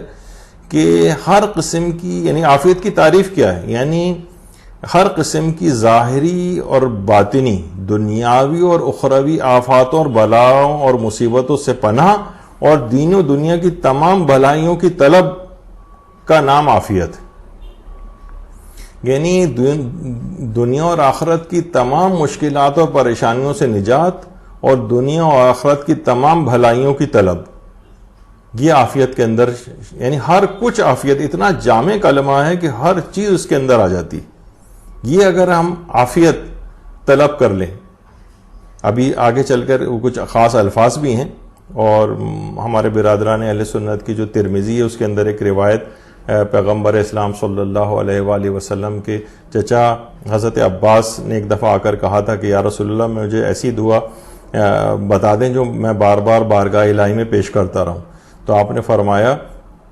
کہ اللہ سے آپ دنیا اور آخرت کی عافیت کا سوال کریں. عافیت کا یعنی دنیا اور آخرت کی میں عافیت، یعنی ہر قسم کی بلاؤں اور مصیبتوں سے نجات اور ہر قسم کی سعادتوں کو حصول یہ عافیت کے اندر شامل ہے. دیکھیے لوگ عام طور پر یہ بات سمجھتے ہیں کہ دیکھیے عافیت شاید کے معنی یہ ہوں کہ ہمارے پاس دولت زیادہ ہو جائے، ہمارے پاس منصب اور عہدہ کوئی بہت اچھا آ جائے، ہمارے پاس طاقت وغیرہ کافی ہو جائے. تو دیکھیے ممکن ہے بعض اوقات یہ سب چیزیں بھی موجود ہوں مگر وہ عافیت کے سائبان سے نکل چکا ہو. بہت ممکن ہے کہ عافیت ایک غریب یا متوسط گھر کے مکینوں کو نصیب ہو، آپس میں محبت سے رہتے ہوں، لڑائی جھگڑے ان کے نہ ہوتے ہوں، آپس میں ایک دوسرے کا احترام کرتے ہوں، بچے فرما بردار ہوں، سکون و اطمینان کے ساتھ زندگی گزر رہی. اور دوسری طرف بہت ممکن ہے کہ کسی کے پاس بہت پیسہ و دولت ہو، جناب کروڑ پتی اور ارب پتی بھی ہو، جاہو منصب بھی اس کے پاس بہت ہو، لیکن عافیت اس کے پاس نہ ہو. آپس میں لڑائی جھگڑے چل رہے ہیں، فسادات چل رہے ہیں، اختلافات چل رہے ہیں، اولاد نافرمان ہوئی جا رہی ہے، آپس میں نفرتیں ہو رہی ہیں، گھر جہنم کا نمونہ بنا ہوا ہے. لہٰذا عافیت طلب کرنی چاہیے بجائے اس کے کہ ہم دولت منصب طاقت یہ الگ سے مانگ رہے ہیں. ممکن ہے یہ چیزیں بھی حاصل ہو جائیں تب بھی عافیت نہ مل سکے آپ کو. لیکن اگر عافیت کا سوال آپ نے کر لیا، وہ آپ کو مل گئی، تو ساری چیزیں اس کے اندر خود بخود آ جائیں گی. دیکھیں ہمارے امام علی رضا علیہ السلام سے ایک روایت ہے، فرماتے ہیں کہ ایسا وقت آئے گا جب عافیت کے 10 جز ہوں گے، ان میں سے 9 جز لوگوں سے کنارہ کشی میں اور 1 جز خاموشی میں ہوگا. بہت زیادہ رشتہ داروں اور لوگوں سے ملنا، یہ انسان عافیت سے باہر نکل جاتا ہے، کیونکہ گناہوں میں لازمی مبتلا ہوتا ہے. کچھ نہ کچھ کسی کا مذاق اڑا دیا، کسی کی غیبت ہو گئی، کسی پر تہمت ہو گئی، کسی کے ساتھ کچھ ہو گیا. یعنی جب انسان خود آپ ہر کوئی شخص اس کا مشاہدہ کر سکتا ہے کہ جب بھی کسی کے پاس بیٹھے گا کچھ نہ کچھ دوسرے کی بات نکلے گی، اور وہیں سے یہ غیبت کا گناہ آئے گا، تہمت کا گناہ آئے گا، کچھ جھوٹ بولے جائیں گے، کچھ ہوگا، کبھی امر بالمعروف واجب ہوگا جو آپ نہیں کر سکیں گے. بہت سارے گناہوں کا ایک پیکیج ہوگا. تو کیا ہوگا؟ خود بخود عافیت کے سے باہر نکلنے لگے گا انسان. یعنی 1 جز خاموشی میں، 9 جز لوگوں سے کنارہ کشی میں. کنارہ کشی سے مراد بالکل روحانیت کی زندگی نہیں ہے معاذ اللہ. مقصد یہ کہ ذرا اپنے تعلقات کو لمٹ کر کے رکھو. بہت اتنا زیادہ ہر وقت گھروں کے اندر گھسے رہنا اور گھنٹوں جو ہیں وہ وہاں پر اس طرح سے گزارنا، دنوں راتوں کو گزارنا،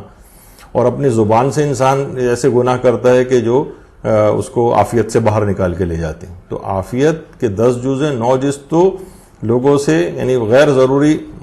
ملاقات، جو واجب صلہ رحمی اور مستحب صلہ رحمی تو اپنی جگہ ہے، لیکن یہ چیزیں اپنے ساتھ بہت سارے خطرناک چیزیں اپنے ساتھ لے کر آتی ہیں، جس سے بچنا ضروری، اور اپنی زبان کو کنٹرول کرنا. تو بہرحال یہ ایک بہت اہم ہے.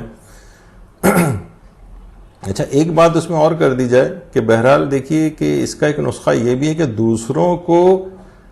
عافیت سے اگر انسان رہنے دے تو خود بخود اس کو بھی عافیت مل جاتی ہے. خود دوسروں کو پریشان کر رہے ہیں آپ، دوسروں کو طنز کر رہے ہیں، دوسروں کو کچھ برا بھلا کہہ رہے ہیں، دوسروں کو غصہ دلا رہے ہیں، کوئی بھی اپنی ایسی حرکتیں کر رہے ہیں جس سے دوسرا عافیت سے نکل رہا ہے، تو آپ کی اپنی بھی عافیت متاثر ہوگی. دوسروں کو عافیت سے رہنے دو تاکہ تم بھی عافیت سے رہ سکو. تو بہرحال بہت ساری دیکھیے اس کی وہ بھی آئی ہیں، دعائیں بھی ہیں. اللہم انی اسألک العفو والعافیۃ والمعافاۃ فی الدنیا والآخرہ. اب دیکھیے ہمارا تو آج کا عنوان ہی یہی ہے کہ شب قدر کے ذریعے پورا سال عافیت سے کیسے گزارا جائے. تو کیسے گزارا جائے، اس میں ایک تو پہلی بات تو یہی ہو گئی کہ آپ دوسروں کو بھی عافیت سے رہنے دیں. جب دوسروں کو عافیت سے رہنے دیں گے آپ خود دیکھیں گے آپ کو خود بخود عافیت نصیب ہو جائے گی. اور پھر اپنی دعاؤں میں خاص طور پہ قنوت وغیرہ کے اندر بھی دعائے عافیت کو پڑھنا چاہیے. جیسے یہی ہے مثلا قنوت میں آپ ہاتھ اٹھائیں، جہاں آپ کو اور دعائیں پڑھنی ہیں وہاں اگر یہ والی دعا بھی پڑھ لیں، اللہم انی اسألک العفو والعافیۃ والمعافاۃ فی الدنیا والآخرہ. اسی طریقے سے مثلا جو حالت سجدہ ہے اس کے اندر ایک دعا پڑھی جاتی ہے، یا ولی العافیہ نسألک العافیہ و دوام العافیہ عافیت العافیہ عافیت الدین والدنیا والآخرہ، یا یہی جو دعا آپ کے سامنے ہے یہ بھی ایک دعا ہے جو کہ پڑھی جا سکتی ہے۔ اور اسی طریقے سے شب قدر میں افطار کے وقت کیونکہ ہر دعا قبول ہو جاتی ہے، یعنی اگر افطار سے تقریباً 10 منٹ پہلے آپ افطار والی ٹیبل کے اوپر آ کر بیٹھ جائیں اور صحیفہ کاملہ جو ہے صحیفہ سجادیہ اس میں سے طلب عافیت کی دعا جو چوتھے امام کی، اگر اس کو واقعتاً اگر کوئی شخص اس کو پڑھے، عربی میں بھی پڑھیے اور اس کے بعد ترجمہ بھی ساتھ ساتھ دیکھ لیجئے، صرف 10 منٹ مشکل سے بس یہ جو آپ کے سامنے ہے یہ ہے صرف، تو اتنا زیادہ کوئی پرابلم والی بات بھی نہیں ہے۔ تو اس میں تمام مومن و مومنات کی عافیت کے لیے، طلب عافیت کے لیے، اور واقعتاً اس دعا کو اگر پڑھ لیا جائے تو آپ خود احساس ہوگا، اور ترجمہ بھی اگر اس کا دیکھ لیں تو آپ کہیں گے اس کے بعد تو کوئی مجھے سمجھ میں نہیں آئے گا آپ کو کہ اور کون سی دعا جو ہے جو بچ گئی ہے جو کہ میں مانگوں۔ تو ہر قسم کی طلب عافیت کے لیے جو ہے وہ اس دعا کو پڑھا جائے جو صحیفہ کاملہ کی دعا ہے۔ اس کے انڈیکس میں سے آپ دیکھ لیں کہ چوتھے امام طلب عافیت کے لیے کون سے دعا پڑھتے تھے، اس میں طلب عافیت والی دعا وہ نکالیے اور ترجمے کے ساتھ بھی اس کو پڑھ لیجئے۔ اور افطار سے، یعنی خاص طور پر میں شب قدر کے حوالے سے کہہ رہا ہوں کہ افطار سے 10 منٹ پہلے آپ آ کر ٹیبل کے اوپر بیٹھ جائیں، اپنے آپ کو فارغ کریں ان کاموں سے، اور یہ تمام اپنے لیے بھی اور تمام مومن و مومنات کے لیے اس دعا عافیت کو پڑھیں۔ اچھا، ایک طریقہ اور بھی ہے جو کہ جامع الاخبار میں پیغمبر اکرم صلی اللہ علیہ وآلہ وسلم سے نقل ہوا ہے کہ پیغمبر اکرم یہ فرماتے ہیں کہ جو شخص بھی مجھ پر ایک مرتبہ درود پڑھتا ہے، اللہم صلی علی محمد وآل محمد، جو مجھ پر ایک درود پڑھتا ہے خدا اس پر عافیت کے دروازے کھول دیتا ہے، عافیت کے دروازے اس کے لیے کھل جاتے ہیں۔ تو کیوں نہ اس رات کو ایک درود کی ایک پوری تسبیح، یعنی 100 دفعہ درود کی کم سے کم وہ اس رات کو پڑھ لی جائے۔ جب ایک درود سے عافیت کے دروازے کھل رہے ہیں تو 100 مرتبہ درود پڑھنے سے نہ جانے کتنے دروازے کھلیں گے۔ دیکھیے، بعض اوقات یہ ہوتا ہے کہ دیکھیے عافیت ہم کو ملتی بھی ہے اور اپنے کچھ گناہ ایسے ہوتے ہیں کہ ہماری عافیت سے ہم باہر بھی آ جاتے ہیں۔ عافیت ملتی ہے پھر عافیت ختم ہو جاتی ہے، پھر مصیبتوں میں مبتلا ہو جاتے ہیں۔ کیا ایسا کیا جائے کہ عافیت کا بیمہ ہو جائے، پرماننٹ ہو جائے عافیت، یعنی کبھی عافیت مل رہی ہے کبھی ختم ہو رہی ہے تو عافیت کا بیمہ کر لیا جائے۔ دیکھیے، بحار الانوار میں معصوم سے ایک روایت ہے کہ جو چاہتا ہے کہ اس کی عافیت طولانی ہو جائے تو فلیتق اللہ، اسے چاہیے کہ وہ تقوی، اللہ کا تقوی اختیار کرے، یعنی گناہوں سے پرہیز کرے، گناہوں سے پرہیز۔ دیکھیے، حضرت ہمارے 5ویں امام محمد باقر علیہ السلام فرماتے ہیں کہ اصول کافی کی جلد 2 کی روایت ہے کہ ایسا نہیں ہے کہ کسی سال کی بارش کسی اور سال سے کم ہو، لیکن اللہ جہاں چاہتا ہے برساتا ہے۔ جب کوئی قوم گناہوں کا ارتکاب کرتی ہے تو اللہ اس مقدر کی ہوئی بارش کو اس سال میں ان سے ہٹا کر دوسرے لوگوں کی طرف اور بیابان اور دریاؤں اور پہاڑوں کی طرف موڑ دیتا ہے۔ یعنی آپ کے اپنے گناہ ایسے ہیں جو آپ کی صحت، عافیت اور برکات کو دور لے جاتے ہیں آپ سے، یعنی جو آپ کی عافیت ختم ہو جاتی ہے۔ تو یہ فرمایا گیا کہ فلیتق اللہ، تقوی جتنا اختیار کرو گے، جتنا اپنے آپ کو گناہوں سے بچاؤ گے، اتنا تمہارے پاس عافیت رہے گی۔ عافیت کا بیمہ اگر کروانا ہے تو اس کا ایک طریقہ یہ کہ انسان اپنے آپ کو گناہوں سے بچائے، اتنی ہی عافیت اس کی، جتنا گناہوں سے بچے گا اتنی ہی عافیت طولانی تر ہو جائے گی، جتنا تقوی اختیار کرے گا اتنی ہی عافیت طولانی ہوگی، اور جتنا گناہ زیادہ کرے گا اتنی عافیت کم ہوتی جائے گی۔ جب زندگیوں میں پریشانیاں اور آپ دیکھتے ہیں کتنی زیادہ ہماری زندگیوں کے اندر آ جاتی ہیں، تو جو یہ گناہ ہیں اصل میں یہ مصیبتوں کو کھینچتے ہیں، جتنے بھی گناہ ہیں۔ جب بھی جو وہ ہے دعائے کمیل، اللہم اغفر لی الذنوب التی تنزل البلا، پروردگار ان تمام گناہوں کو معاف کر دے جو بلائیں لے کر آتے ہیں، یعنی عافیت ختم ہو رہی ہے نا، پریشانیاں آ رہی ہیں، بیماریاں، الجھنیں، آفات، حادثات، مقدمات، جھگڑے، مشکلات، گھریلو ناچاکیاں، نحوستیں، یہ تمام کیا چیزیں ہیں، یہ مسلسل آسمان سے اس کے اوپر نازل ہو رہی ہیں. پروردگار ان تمام گناہوں کو معاف کر دے جو بلاؤں کو لے کر آتی، یعنی انسان کی عافیت اس وقت ختم ہو جاتی. تو سب سے پہلی اور اہم بات یہ ہے کہ انسان تقوی اختیار کرے تاکہ اس کی عافیت طولانی تر ہو. اچھا، ایک اور بھی ہے، پیغمبر اکرم فرماتے ہیں صلی اللہ علیہ وآلہ وسلم، تفسیر برہان کی روایت ہے جلد نمبر 8 میں، جو شخص بھی سورہ علم نشرہ کی تلاوت کرے گا اللہ اسے یقین اور عافیت عطا فرمائے گا. تو روزانہ اگر یعنی پرماننٹلی اگر ہم سورہ علم نشرہ کو اپنی اس کے اندر رکھیں پروگرامز کے اندر، تو اللہ کے اوپر اس کا یقین بھی بڑھے گا اور پروردگار سے مستقل عافیت نصیب فرمائے گا. اور بہت ساری روایتوں کے اس میں دعاؤں کے اندر یہ بات بھی آئی، اللہم انی اسألک العافیہ والشکر علی العافیہ. اچھا، اب دیکھیے یعنی ہم کیا ذکر کر رہے ہیں کہ کس طریقے سے اپنی اس عافیت کو ہم بیمہ کرا لیں. ایک تو یہ ہوگا کہ تقوی الہی اختیار کریں. دوسرا، امام سجاد علیہ الصلوۃ والسلام نے ایک شخص کو ایک تعلیم کی تھی دعا کہ اللہم انی اسألک العافیہ والشکر علی العافیہ، پروردگار میں تجھ سے عافیت کا سوال کرتا ہوں اور عافیت پر شکر کی توفیق بھی عطا فرما. دیکھیے، جب بھی کسی بھی نعمت کے اوپر انسان شکر کرتا ہے، کتنی چیزیں ایسی ہیں دیکھیے اس کو اپنی زندگی میں سے نظر آئے گی کہ جو دوسروں کو حاصل نہیں. اپنی زندگی پہ نعمتوں کو اگر انسان غور کرے تو کس قدر، اب یہی دیکھیے ابھی کووڈ چل رہا ہے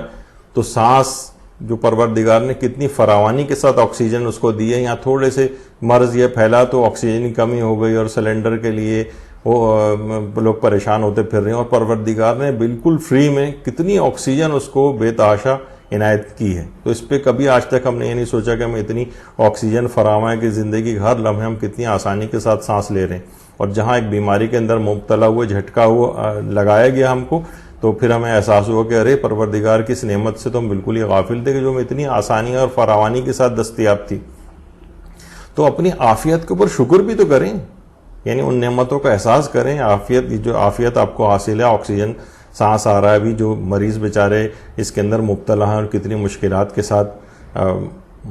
ماسک جو ہے وہ لگا رہے ہیں، اور پھر ظاہر ہے کہ یہ والی احتیاطیں بھی کرنا ضروری ہیں عافیت کے اندر. تو یہ بھی چیز شامل ہے نا کہ وینٹیلیٹر کا جو ماسک جو ہے وہ لگانے سے کہیں بہتر ہے کہ یہ عام کپڑے والا ماسک یا جو عام ڈسپوزیبل ماسک ہے یہی کم سے کم لگا لیں.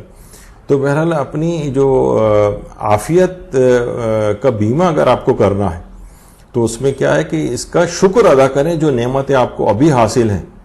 جو عافیت آپ کو ابھی حاصل ہے، اس کا شکر ادا کریں. اللہم انی اسألک العافیہ والشکر علی العافیہ،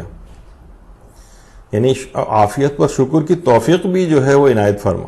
شکر دیکھیے ہمیشہ نعمتوں میں اضافہ ہوتا ہے شکر کرنے سے. لئن شکرتم لازیدنکم، شکر سے نعمتوں میں ہمیشہ اضافہ ہوگا. تو شب قدر میں عافیت پر اگر شکر ہوگا تو پورے سال کا بیمہ ہو جائے گا. شب قدر میں عافیت کا شکر ادا کریں، اور کم سے کم اگر کوشش کریں کہ یہ جو جملہ ہے الحمدللہ علی کل نعمت، یعنی جب بھی انسان کی اپنی نعمتوں، یہ اکثر و بیشتر آپ کو پڑھنا چاہیے، یہ اکثر و بیشتر ہم کو پڑھنا چاہیے کہ پروردگار تیری تمام نعمتوں پر شکر اور حمد جو ہے تیری بجا لاتا ہوں. الحمدللہ علی کل نعمت، کہا جاتا ہے کہ اگر نعمتوں کا شکر کرنا ہے تو یہ والا جملہ اس کو پڑھا جائے. اور انسان اگر کسی اس کے اندر گرفتار ہو جاتا ہے کسی پریشانی میں، تو اس وقت بھی وہ کہے الحمدللہ علی کل حال، ہر حال میں تیری حمد کرتا ہوں. تو بہرحال نعمتوں کی اتنی فراوانی کہ الحمدللہ علی کل نعمت انسان پڑھے، اور تاکہ اس تمام عافیت جو اس کو ابھی تک حاصل رہی ہیں اس کا شکر ہو جائے، تو اس کا پرماننٹ بیمہ اس کا ہو جائے گا. اور بلکہ اس کی عافیت میں لئن شکرتم لازیدنکم، شکر کرنے سے اس میں زیادتی ہو جائے گی. اور اسی طرح سے جیسے ابھی آپ نے سنا کہ اگر کوئی پریشانی میں مبتلا ہے تو وہ الحمدللہ علی کل حال کہے. دیکھیے اگر صرف الحمدللہ کی بھی ایک تسبیح پڑھ لے تو وہ بھی بہت اچھا ہے، یہ بھی اس عافیت کا ایک شکر قرار پائے گا. یعنی اس نیت سے کہ پروردگار جو مجھے عافیت حاصل رہی ہے تو یہ پورے سال آپ کو اسی طرح سے عافیت حاصل رہے گی. اس رات بہت دل کے ساتھ پروردگار عالم سے یہ والی دعا یہ ذکر جو ہے کیا جائے تاکہ عافیت کا شکر ادا ہو جائے اور یہ پرماننٹ ہو جائے عافیت. دیکھیے اللہ سے عافیت طلب نہ کرنے پہ حضرت یوسف کو طویل زندانی کے اندر رہنا پڑا تھا. کتنی طویل زندانی؟ بحار الانوار میں ہے کہ 18 سال اس زندان کے اندر حضرت یوسف رہیں. تفسیر قومی میں بھی ہے کہ ایک دفعہ حضرت یوسف نے ایک شکایتانہ لہجے کے اندر یہ بات کہی کہ پروردگار اتنی طویل قید کا میں حقدار کیسے ہوا؟ اللہ کا نبی 18 سال سے، اور یہ نہیں روزانہ نکال کر کوڑے مارے جاتے تھے، یعنی اتنی آرام دہ کوئی وہاں پر قید نہیں تھی،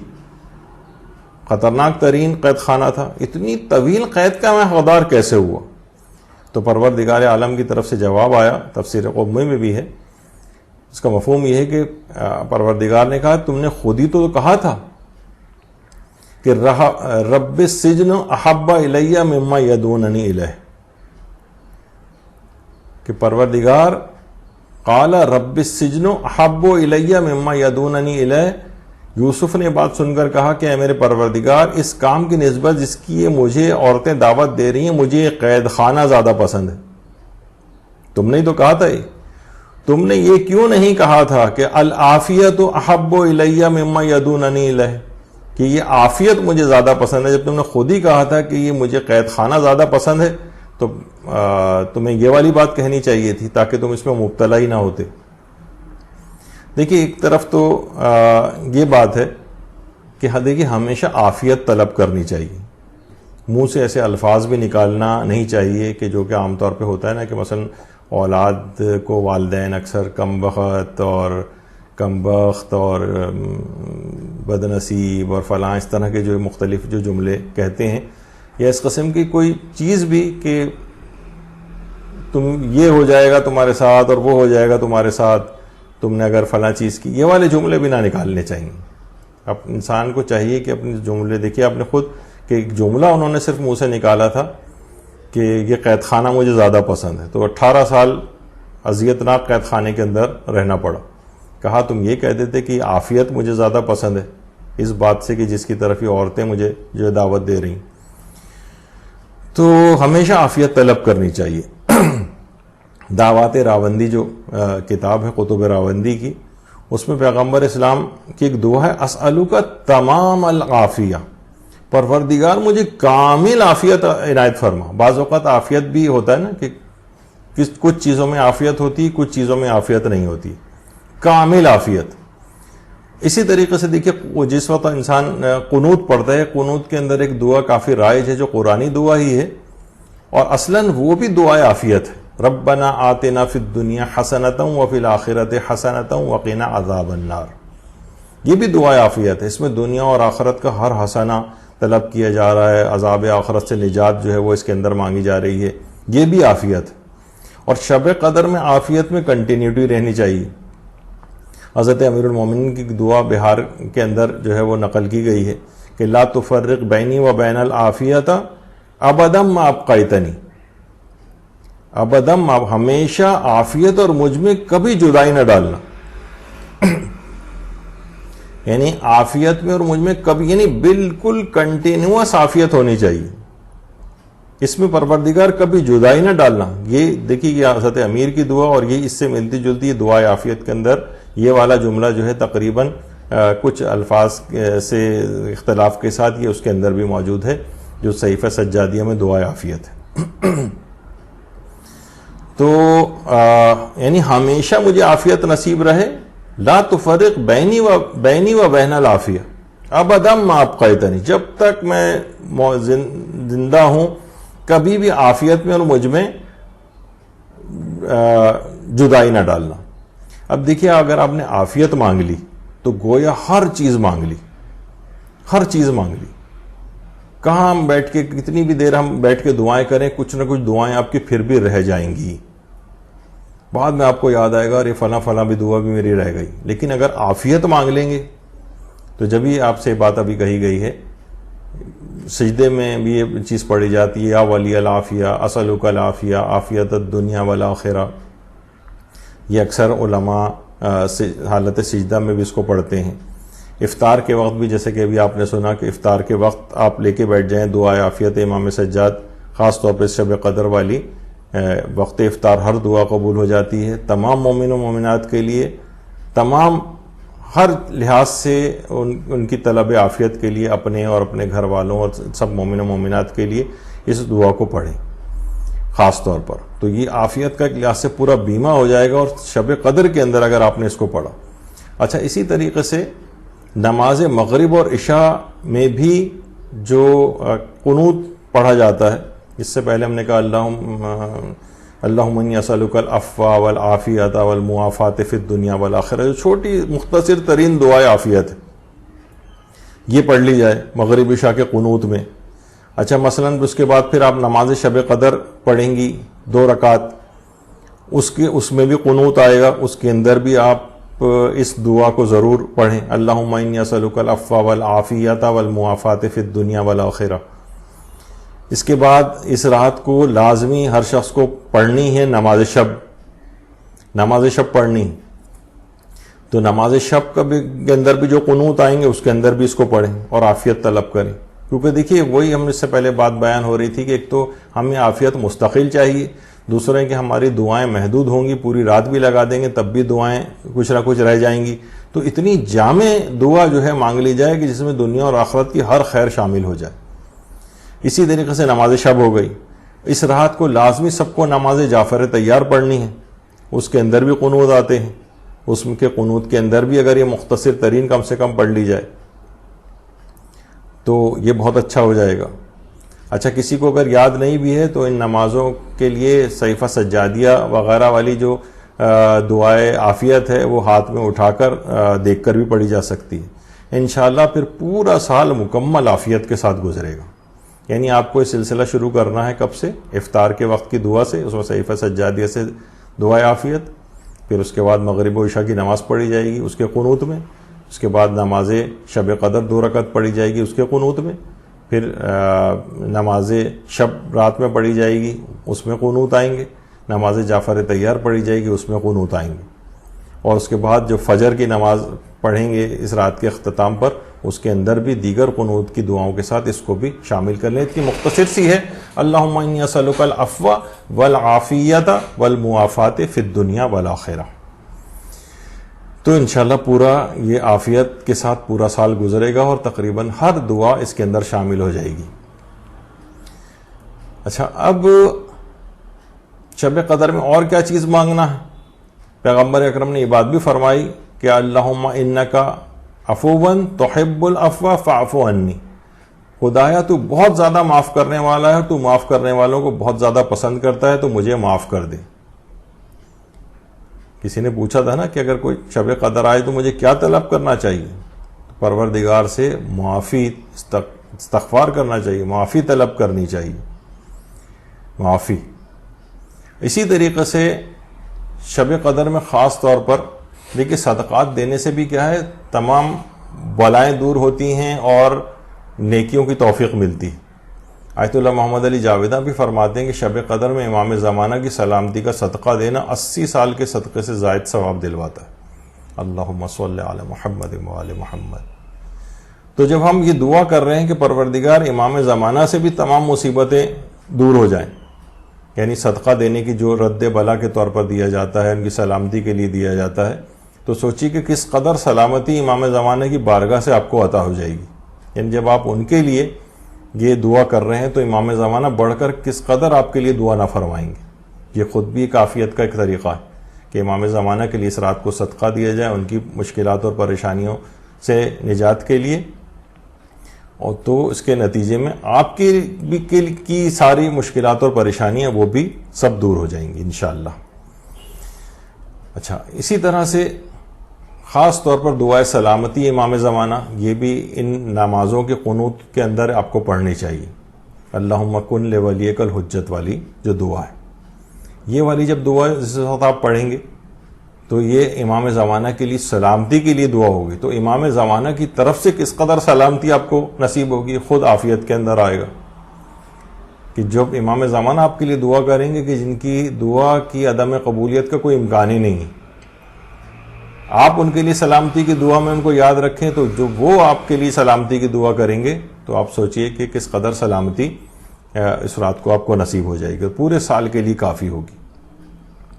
کچھ سورہ ایسے ہیں خاص طور پر اچھا اب دیکھیے یہاں یہ بات بھی ہے کہ جب اس رات کو جب تقدیر لکھی جائے گی تو اس کے اندر عافیت ہی عافیت ہوگی, کیونکہ شب قدر کے 19ویں شب کو تقدیرات کا تعین ہوتا ہے اور ان کی اس کی تائید 21ویں شب کو ہوتی ہے اور شب 23 میں فائنل دستخط ہو جاتے ہیں. اب کچھ سورے قرآن کے ہیں وہ تلاوت کر لیں. 21ویں اور 23ویں میں خاص طور پر ایک تو سورہ عنکبوت ہے اور سورہ روم, یہ خاص طور پر آپ کو تلاوت کرنی, اور ان دونوں سوروں کے اگر برنامے پر عمل کر لیا جائے تو ساری زندگی کے لیے واقعتاً کافی بھی ہے تلاوت قرآن ان دونوں سوروں کی. دیکھیے آیت اللہ جعفر سبحانی فرماتے ہیں مدرسہ حجتیہ قم میں درس دے رہے تھے, درس تفسیر قرآن,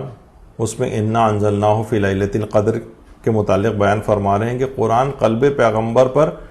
دفعی طور پر پورا قرآن ایک ساتھ نازل ہوا ہے.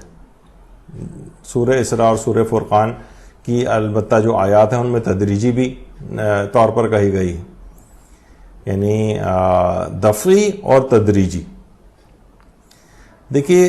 یعنی اس کے دو نزول قرآن کے کہے جاتے ہیں, ایک تو دفعتاً نازل ہوا ہے اور ایک 23 سال کے عرصے میں آہستہ آہستہ نازل ہوا ہے. تو فرماتے ہیں کہ دیکھیے پیغمبر کہ ایک ساتھ جو نازل ہوا ہے قرآن ایک ساتھ قلب پیغمبر پر, اس کی حکمت یہ تھی کہ اللہ کی طرف سے رسول اللہ پر تمام معارف آشکار ہو جائیں, ایک ساتھ آشکار ہو جائیں. اور تدریجی طور پر 23 سال کے عرصے میں نازل ہونے کی حکمت یہ تھی کہ پروردگار کا اپنے رسول کے ساتھ رابطہ برقرار رہے وحی کے ذریعے. یہ اگر اس طرح سے اگر ہو جائے تو پیغمبر کے دل کو ایک سکون اور اطمینان بھی رہے گا. تو علامہ طباطبائی نے تفسیر المیزان میں جو نزول دفعی کے لیے کہا کہ انزلناہ کا جو کلمہ ہے یہ نزول دفعی کے لیے آیا ہے, اور نزلنا کا جو کلمہ قرآن کے اندر آیا ہے وہ تدریجی نزول کے لیے اس سے مرتبط قرار دیا. یعنی ایک ساتھ جو پورا قرآن قلب پیغمبر پہ آیا اس کے لیے انزلناہ کی تعبیر آئی ہے قرآن میں, اور نزلنا کے لیے یہ تدریجی نزول سے مرتبط ہے. تو یہ دونوں سورہ ہیں, یعنی یہ قرآن نزولی اور تدریجی دونوں اعتبار سے جو نازل ہوا ہے. تو چھٹے امام جعفر صادق علیہ السلام تفسیر صافی کی 4 جلد میں جو روایت ہے اس میں فرماتے ہیں کہ جو 23 رمضان کی شب سورہ عنکبوت اور سورہ روم کی تلاوت کرے گا, خدا کی قسم وہ جنتی ہوگا, اور میں کسی کو اس میں استثناء نہیں کرتا, کسی کو استثناء نہیں کرتا, کوئی ایکسیپشن نہیں, اور خدا جھوٹی قسم کا گناہ بھی میرے ذمہ نہیں لکھے گا. ان دونوں صورتوں کی اللہ کے نزدیک بہت زیادہ عزت ہے. یعنی جو بھی 23 رمضان کی شب سورہ عنکبوت اور سورہ روم کی تلاوت کرے گا وہ لازمی خدا, امام قسم کھا کے کہہ رہے ہیں خدا کی قسم وہ جنتی ہوگا, اور میں کسی کو اس میں سے ایکسیپشن نہیں دیتا, استثناء نہیں دیتا, اور نہ میں جھوٹی قسم کا گناہ اللہ میرے ذمہ لکھے گا. اس قدر ہی عظیم ان سوروں کی تلاوت کو ہرگز نہیں بھولنا ہے. اور اس کے متعلق ایک دوسرا فائدہ تفسیر مجموع البیان کی 4 جلد میں پیغمبر اکرم سے جو روایت ہے اس میں یہ بیان کیا گیا جو اسے تلاوت کرے گا اسے تمام مومنین و مومنات اور منافقین اور منافقات کی تعداد کے 10 گنا برابر نیکیاں عطا کی جائیں گی. یہ تو عام حالات ہی کے اندر ہے جو سورہ عنکبوت کی تلاوت کرتا ہے, اور یہاں تو شب قدر 1000 مہینوں سے بہتر ہے, کم سے کم بھی اس کا ثواب 1000 ٹائمز ملٹیپلائی ہو جاتا ہے. یعنی تمام مومن و مومنات کی جو بھی تعداد اب تک رہی ہے اور منافقین و منافقات کی جو تعداد اب تک رہی ہے اس کے بھی 10 گنا برابر نیکیاں, اور پھر اس کو 1000 سے ملٹیپلائی کر دیا جائے. کوئی حد اور انتہائی نہیں ہے ثواب کی. تو سورہ عنکبوت کی تلاوت اس لحاظ سے, اور دوسرا جو سورہ خاص طور پر وہ ہے سورہ روم. جو اس سورہ کی تلاوت کرے گا پیغمبر فرماتے ایک تو وہی روایت جو چھٹے امام کی ابھی آپ نے سنی کہ خدا کی قسم وہ جنتی ہے, کسی کو میں استثناء نہیں کرتا, اور خدا جھوٹی قسم کا گناہ نہیں لکھے گا. ان دونوں صورتوں کے لیے بات تھی. اور الگ سے یہ بات آئی جو اس سورہ کی تلاوت کرے گا پیغمبر اکرم کی جو روایت ہے تفسیر مجموع البیان میں فرماتے ہیں تو اسے زمین و آسمان پر اللہ کی تسبیح کرنے والے تمام فرشتوں کے 10 گنا برابر نیکیاں ملیں گی، اور اس کے دن و رات میں ضائع شدہ اعمال کا نقصان پورا ہو جائے گا۔ کس قدر عظمت ہے سورہ روم کی بھی، یعنی فرشتوں کی تعداد، اللہ کے فرشتوں کی تعداد کروڑوں اربوں نہ جانے کیا ان کی تعداد ہوگی، اس سے بھی 10 گنا ان کی تعداد کی 10 گنا برابر نیکیاں، اور دن و رات میں جو ضائع شدہ اعمال، ہمارے کتنے اعمال دن و رات میں ضائع، عدم قبول کرتے بھی ہیں تو ہمارے پتہ نہیں قبول ہوتے ہیں نہیں، وہ سارا نقصان اس کے ذریعے پورا ہو جائے گا۔ سورہ روم۔ اسی طریقے سے سورہ دخان کو بھی اس رات شب قدر میں علماء تاکید کرتے ہیں کہ سورہ دخان بھی پڑھی جائے، کہ جو اس سورہ کی رات میں تلاوت کرے گا تو اللہ اس کے تمام پچھلے گناہوں کو معاف کر دے گا۔ بہار کی 92ویں جلد میں پیغمبر اکرم کی جو روایت ہے، تمام پچھلے گناہ سارے معاف، اور ہر حرف کے بدلے 1,00,000 غلام آزاد کرنے کا ثواب ملتا ہے۔ تو سورہ دخان ہو گئی۔ اسی طریقے سے سورہ قدر، یہ سورہ قدر کو جس قدر بھی تلاوت اگر کر سکیں، 1000 دفعہ پڑھنا ویسے کافی ریکمینڈڈ ہے، لیکن یہ کہ نہ پڑھ سکیں تو 100 دفعہ یا مثلا 10 دفعہ ہی کم سے کم پڑھ لیں، تو یہ آپ کی روحانیت اور معنویت کے لیے بہت مفید ہے۔ آیت اللہ عبدالکریم کشمیری یہ بات فرماتے تھے۔ اسی طریقے سے سورہ یاسین، کہا جاتا ہے کہ جو سورہ یاسین کو رضا الہی کی خاطر تلاوت کرے گا تو گویا اس نے 12 مرتبہ پورا قرآن ختم کیا، 12 ختم قرآن کا ثواب، اور اس رات کو 1000 سے آپ اس کو ضرب دے دیں، ملٹیپلائی کر دیں تو سورہ یاسین۔ تو اور اسی طریقے سے سورہ دخان کا بھی آپ نے سنا کہ تمام پچھلے گناہ بھی اس سے معاف ہو جاتے ہیں۔ تو اب اگر یہ دیکھیے، یہی سورہ جو ہیں، سورہ منافقون بھی ہے، سورہ جو اس رات کو خاص طور پر آپ کو پڑھ لینے چاہیے۔ عنکبوت ہے، اس میں 69 آیات ہیں۔ سورہ روم ہے، اس میں 60 آیات ہیں۔ سورہ دخان ہے، اس میں 59 آیات ہیں۔ سورہ واقعہ ہے، اس میں 96 آیات ہیں۔ سورہ منافقون کی 11 آیات ہیں۔ سورہ یاسین کی 83 آیات ہیں۔ یعنی اگر کل ملائیں تو 378 آیات یہ ساری بنتی ہیں، 378 کم سے کم۔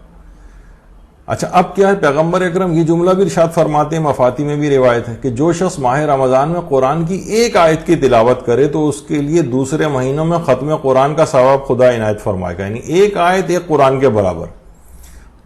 378 آیات، 378 قرآن کا ثواب اسی رات، اور ہر ثواب جو ہے ویسے ہی 1000 سے ضرب ہو جاتا ہے اس رات کو۔ تو اب خود لگا لیں گے 378 قرآن اور پھر 1000، یہ کیونکہ آج کل کا دور بھی اس طرح ہے کہ لوگ عام طور پر کثرت عدد کی جو ہے وہ زیادہ پسند کرتے ہیں، تو اس کے لحاظ سے ان کے لیے بھی یہ بات ہے۔ تو کم سے کم 378 قرآن کا ثواب تو ہے ہی، اور پھر اس کوشش یہ کریں کہ اس ثواب کو 14 معصومین علیہ السلام کو ہدیہ بھی کر دیں، ان کی بارگاہ میں یہ ہدیہ کر دیں۔ یہ 14 معصومین کے لیے یہ جتنے بھی اس رات کو اعمال انجام دیں گے وہ بھی، اور جو دیگر پہلے تو 14 معصومین کو ہدیہ کریں، اور انشاءاللہ ان کی بارگاہ سے جو کچھ بھی آپ کو عطا ہوگا اسے تمام مومن و مومنات کو ہدیہ کیا جا سکتا ہے، اس ثواب کو بھی۔ اور اس قدر اس بات کی عادت ہو جانی چاہیے بہرحال کہ دنیا اور آخرت کی ہر خیر اور بھلائی کے لیے آیت اللہ جعفر سبحانی سے جب سوال کیا گیا تو انہوں نے جواب دیا کہ 2 چیزوں سے خاص طور پر دنیا اور آخرت کی ہر بھلائی اور خیر آپ کو مل سکتی ہے۔ ایک تو یہ کہ نمازوں کو اول اوقات میں انجام دیں، اور قرآن کا 1 پارہ روزانہ تلاوت کریں۔ تو کوشش یہ کریں کہ ادھر قرآن، ظاہر ہے کہ اس رات کو ختم قرآن لوگوں کا ہو رہا ہوگا، تو جتنا بھی شب قدر میں اگر ان ختم قرآن وہ سب کے سب معصومین کو ہدیہ کریں، اور اسی رات ختم قرآن کے بعد چاہے وہ سورہ الحمد کیوں نہ پڑھ لیں، نئے قرآن کی ابتدا اسی رات سے کر دیں، کیونکہ اس رات کو اس بات کی بڑی خصوصیت ہے کہ اس کی جو نئے بہت سارے کاموں کی جو ابتدا ہے وہ اسی رات سے اگر ہو جائے تو وہ بہت ہی اچھا ہو جائے گا، تاکہ یہ سلسلہ آئندہ بھی چلتا رہے۔ جو کام شب قدر میں سٹارٹ ہو جاتا ہے انشاءاللہ پھر وہ ضرور پائے تکمیل تک بھی پہنچتا ہے۔ تو جتنی بھی نیکیوں کی نیتیں کم سے کم ہو سکتی ہیں اس رات کو وہ نیتیں کریں، جن کاموں کی ابتدا اس رات میں ہو سکتی ہے ان کاموں کی ابتدا اس رات کو کر دیں۔ تو نئے قرآن کی ابتدا بھی کر دیں تو انشاءاللہ پھر یہ سلسلہ چلتا رہے گا اور اس میں تعطل واقع نہیں ہوگا. اچھا اب جو ایک بات ہے کہ تلاوت قرآن عام طور پہ جو لوگ کرتے ہیں، لیکن ایک عمل ان کا ایسا ہے کہ جو تلاوت قرآن کے ثواب سے ان کو محروم کر دیتا ہے. غلطی ایسی وہ کر رہے ہیں. وہ کیا ہے جو بہت سارے لوگوں کو کرتے دیکھا گیا کہ آنکھوں میں تلاوت ہو رہی ہوتی ہے، یا بہت ہوا تو بہت ہلکا سے ہونٹ حرکت کر رہے ہوتے ہیں، ہلکی سی زبان کو حرکت ہو رہی ہوتی ہے، لیکن آواز کوئی نہیں نکل رہی ہوتی. تو کیا ہے، اس میں آپ کو تلاوت قرآن کا ثواب نہیں ملتا. اب تک میں نے جتنے بھی خواتین کو یا حضرات کو کسی بھی جگہ تلاوت کرتے دیکھا، بہت ہی کم ایسے ہیں کہ جو کہ یہ چاہے بہت ہلکی آواز نکلے لیکن آواز تو نکلنی چاہیے. یعنی آنکھوں میں جو تلاوت، اس میں صرف مصحف کو دیکھنے کا ثواب ملے گا، بس قرآن کے حروف کو دیکھنے کا بھی ثواب ہے. لیکن تلاوت قرآن، تلاوت میں الفاظ نکلنے چاہیے، کم سے کم اتنے تو ہوں کہ آپ کے کان تک آواز جائے، ہلکی پھلکی سی آواز تو نکلے، یعنی اتنا تو ہونا چاہیے. لیکن اگر بالکل یا تو بالکل منہ بند ہے، صرف آپ دیکھ کے پڑھ رہے ہیں، وہ تلاوت نہیں، وہ قرآن کو دیکھنے کا ثواب ہے.